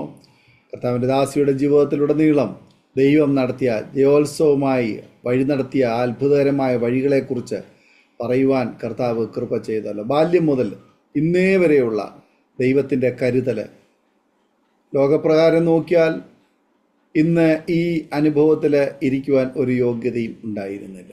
എന്നാൽ കർത്താവിൻ്റെ സ്നേഹത്താൽ വിളിച്ച് വേർതിരിച്ച് കർത്താവിൻ്റെ രക്തം കൊണ്ടും വചനം കൊണ്ടും കഴുകി കർത്താവിൻ്റെ ആത്മാവിനാൽ ജീവിപ്പിച്ചു കഴിഞ്ഞപ്പോൾ രോഗങ്ങളിൽ നിന്ന്, പാരമ്പര്യ ബന്ധനത്തിൽ നിന്ന്, പൈശാചിക ശക്തികളിൽ നിന്ന്, പല വിധത്തിലുള്ളതായ പ്രതിസന്ധികളുടെ നടുവിൽ നിന്ന് കുടുംബത്തിന് സമാധാനവും വ്യക്തിപരമായ വിടുതലും ലഭിക്കുവാൻ ഇടയായി തീർന്നു. പരിണിത ഫലമോ ഇന്ന് കുടുംബത്തിലെ എല്ലാവരും കർത്താവിന് വേണ്ടി പ്രയോജനപ്പെടുവാൻ, നല്ല സാക്ഷ്യം വഹിക്കുവാൻ, മാതൃകയുള്ളൊരു ജീവിതം നയിക്കുവാൻ, സമൂഹത്തിലെ അനേക പ്രിയപ്പെട്ടവർക്ക് ആശ്വാസം കൊടുക്കുവാൻ ഒരു ബെഥസ്ത കുളം പോലെ ആ ഭവനത്തിൽ കടന്നു വന്ന് അനേകർക്ക് സൗഖ്യം പ്രാപിച്ച് ആത്മീയ അനുഗ്രഹം പ്രാപിച്ച് വിടുതൽ പ്രാപിക്കുവാൻ കർത്താവ് ഭവനത്തെ ഒരുക്കി എന്ന് കേൾക്കുവാൻ കഴിഞ്ഞു. നിശ്ചയമായിട്ടും അങ്ങനെ തന്നെ മുന്നോട്ട് പോകട്ടെ. അനേകർക്ക് ആശ്വാസവും അനുഗ്രഹമായി തീരട്ടെ. സർവകൃപാലുവായ ദൈവത്തിൻ്റെ നാമം അതിലൂടെ മഹിമപ്പെടുവാൻ മുഖാന്തരമായി തീരട്ടെ എന്ന് ആശംസിക്കുന്നു, പ്രാർത്ഥിക്കുന്നു. ഞങ്ങളെ കേട്ടുകൊണ്ടിരിക്കുന്ന പ്രേക്ഷകരെ, തീർച്ചയായിട്ടും നിങ്ങളുടെ എവരുടെയും ജീവിതത്തിലെ ജീവിതാനുഭവങ്ങൾ ഒരു അനുഗ്രഹമായി തീർന്നുവെന്ന് ഞങ്ങൾ വിശ്വസിക്കുകയാകുന്നു. ഏതൊരു വ്യക്തിയുടെയും ജീവിതത്തിൽ ദൈവത്തിന് മാനസാന്തരം വരുത്തുവാൻ, വിടുതൽ തരുവാൻ കഴിയും. നാം ദൈവസന്നിധിയിൽ അതിനുവേണ്ടി ആഗ്രഹിക്കണം. നാം അതിനുവേണ്ടി തയ്യാറാകണം. ദൈവം പ്രവർത്തിക്കുവാൻ തുടങ്ങും. ദൈവം പ്രവർത്തിക്കുന്നത് നാം കാണുവാൻ ആഗ്രഹിക്കുന്നെങ്കിൽ ദൈവം നിങ്ങളുടെ ജീവിതത്തിൽ പ്രവർത്തിക്കും, തന്നെ ചെയ്യും. അതേത് സമയത്തും ദൈവത്തിന് പ്രവർത്തിക്കുവാൻ കഴിയും. ഒരു പക്ഷെങ്കിൽ ഹോസ്പിറ്റലിലെ ഒരു മുറി തുടർച്ചയായിട്ട് നിങ്ങൾ താമസിക്കുന്ന ഒരു മുറി പോലെ ആയി തീർന്ന സാഹചര്യങ്ങൾ ഒരു പക്ഷെങ്കിൽ ഉണ്ടാകുമായിരിക്കാം. കിട്ടിയ നന്മകൾ മുഴുവനും മരുന്നിനും വൈദ്യന്മാർക്കും കൊടുത്ത് ചിലവഴിക്കുന്നൊരു വ്യക്തിയായിരിക്കാം. അല്ലെങ്കിൽ ജീവിതത്തിൽ സമാധാനമില്ലാതെ ലഭിക്കുന്ന പൈസകൾ മുഴുവനും, നന്മകൾ മുഴുവനും മദ്യത്തിനും മയക്കുമരുന്നിനും ലഹരി വസ്തുക്കൾക്കും കൊടുത്ത് പാപപ്രവർത്തികളിൽ ജീവിക്കുന്ന, അതിൽ ആനന്ദം കണ്ടെത്തുന്ന ഒരു വ്യക്തിയായിരിക്കാം. എന്നാൽ നിങ്ങൾക്ക് രക്ഷപ്പെടണമെന്ന് ആഗ്രഹമുണ്ടെങ്കിൽ, വിടുതൽ പ്രാപിക്കണമെന്ന് ആഗ്രഹമുണ്ടെങ്കിൽ ദൈവത്തിൻ്റെ അടുക്കലേക്ക് നിങ്ങൾ വരൂ. ദൈവത്തിന് നിങ്ങളെ സൗഖ്യമാക്കുവാൻ കഴിയും, രക്ഷിക്കുവാൻ കഴിയും. നിങ്ങളുടെ ഭവനത്തെ സമൂല മാറ്റം വരുത്തുവാൻ ദൈവത്തിന് കഴിയും. സക്കായിയോട് കർത്താവ് പറഞ്ഞു, ഇവനും അബ്രഹാമിൻ്റെ മകനാകിയാൽ ഇന്ന് ഈ വീടിന് രക്ഷ വന്നു.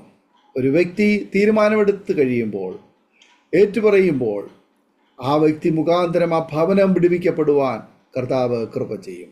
ഒരു നിമിഷം നമ്മുടെ കണ്ണുകളെ അടയ്ക്കാം, ഹൃദയങ്ങളെ ഏകാഗ്രമാക്കാം, ദൈവസന്നിധിയിൽ പ്രാർത്ഥിക്കാം.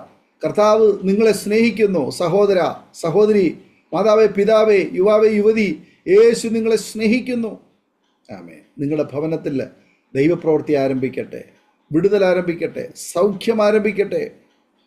കണ്ണുകളടച്ച് നാം പ്രാർത്ഥിക്കുമ്പോൾ കർത്താവിൻ്റെ ദാസ്യാരോ മാറ്റി ഇവിടെ പ്രേക്ഷകർക്ക് വേണ്ടി ചുരുക്കം വാചകങ്ങൾ ഒരു നിമിഷം നമ്മെ പ്രാർത്ഥനയിൽ സഹായിക്കും. പ്രാർത്ഥിക്കാം. സ്തോത്രം, സ്തോത്രം, സ്തോത്രം കർത്താവേ, സ്തുതിക്കുന്നു, സ്തോത്രം ചെയ്യുന്നപ്പാ. സ്വർഗമന്റെ സിംഹാസന ഭൂമി എന്റെ പാദപീഠമാണ് നല്ല ചെയ്ത നല്ല ദൈവമേ കർത്താവേ. അപ്പന്റെ പാദപീഠത്തിലായിരുന്നുകൊണ്ട് അങ്ങ് ചെയ്ത നന്മകളെ കുറിച്ച് സാക്ഷ്യപ്പാൻ കൊണ്ടൊരു അവസരം ഒരുക്കി തന്നതിനായി നന്ദി നിറഞ്ഞ ഹൃദയത്തോടെ ദൈവത്തെ സ്തുതിക്കുന്നു, സ്തോത്രം ചെയ്യുന്നപ്പാ. ഇതുവരെ കേട്ടുകൊണ്ടിരുന്നതായ എല്ലാ പ്രിയപ്പെട്ടവർക്കായി പ്രാർത്ഥിക്കുന്നപ്പാ. അടിയാൾ അനുഭവിച്ചതുപോലെ കുടുംബത്തിൽ സമാധാനമില്ലാതെയോ, രോഗത്താലോ, മദ്യത്തിനടിമയായോ, പിശാചിനാൽ ബന്ധിക്കപ്പെട്ട് മാനസിക രോഗികളായോ, ഹല്ലേലൂയ, സ്വബോധം നഷ്ടപ്പെട്ട നിലകളിലൊക്കെയും ആയിരിക്കുന്ന പ്രിയപ്പെട്ടവർ കർത്താവെ, ഇത് കേൾക്കുന്ന ഓരോ പ്രിയപ്പെട്ടവരുടെ അവസ്ഥകൾക്ക് കർത്താവ് വ്യത്യാസം വരുത്തുവാൻ എന്നെ സൗഖ്യമാക്കിയ ദൈവത്തിന് അവരെ സൗഖ്യമാക്കുവാൻ കഴിയുമെന്ന് അടയാൾ വിശ്വസിച്ച് പ്രാർത്ഥിക്കുന്നു. അപ്പൊ ആ തലമുറയില്ലാത്തവർക്ക്, തലമുറയ്ക്കായി ആഗ്രഹിച്ച് പ്രാർത്ഥിക്കുന്നവർക്ക് തലമുറ നൽകി നാം മാനിക്കണം. ഹല്ലേലൂയ. അന്ത്യകാല ശുശ്രൂഷയ്ക്കുള്ള പ്രവാചക ഗണത്തെ കർത്താവ് തലമുറകളായി നൽകി നാളുകളിൽ കർത്താവ് കുടുംബങ്ങളിൽ സ്വർഗീയ സന്തോഷവും സൗഖ്യ സമാധാനം അങ്ങ് നൽകണം. ഇത് കേട്ടിരുന്ന് എല്ലാവരെയും അനുഗ്രഹിക്കണം.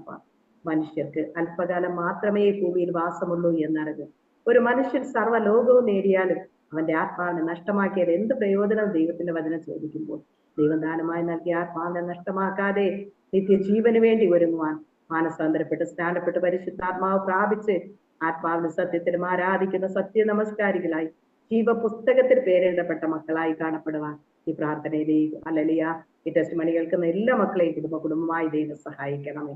കർത്താവായ യേശുവിൽ വിശ്വസിക്കാം, എന്നാൽ നീ നിന്റെ കുടുംബവും രക്ഷ പ്രാപിക്കുന്ന വചനം പോലെ യേശുവിന്റെ നാഥനും കർത്താവിന്റെ രക്ഷകനുമായി ഹൃദയത്തിൽ സ്വീകരിച്ച് നിത്യജീവന് വേണ്ടി ഒരുങ്ങുവാൻ സകലരെയും അങ്ങ് സഹായിക്കണം. ഭൂമിയിലെയും സകലാത്മീയ അനുഗ്രഹത്താൽ ദൈവം നിറച്ച് മാനിച്ച് ഹല്ലേലൂയ 100 മടങ്ങ് പ്രതിഫലം നൽകി ദൈവം മാനിക്കണമേ, അനുഗ്രഹിക്കണം. തുടർന്ന് ദൈവസാന്നിധ്യത്തിന്റെ മറവിലായിരിക്കാൻ എല്ലാവരെയും കൃപയ്ക്കുള്ളിൽ മറച്ചുകൊണ്ട് യേശു കർത്താവിന്റെ നാമത്തിൽ ചോദിക്കുമ്പോൾ കൃപയോടെ കേൾക്കണം. നല്ല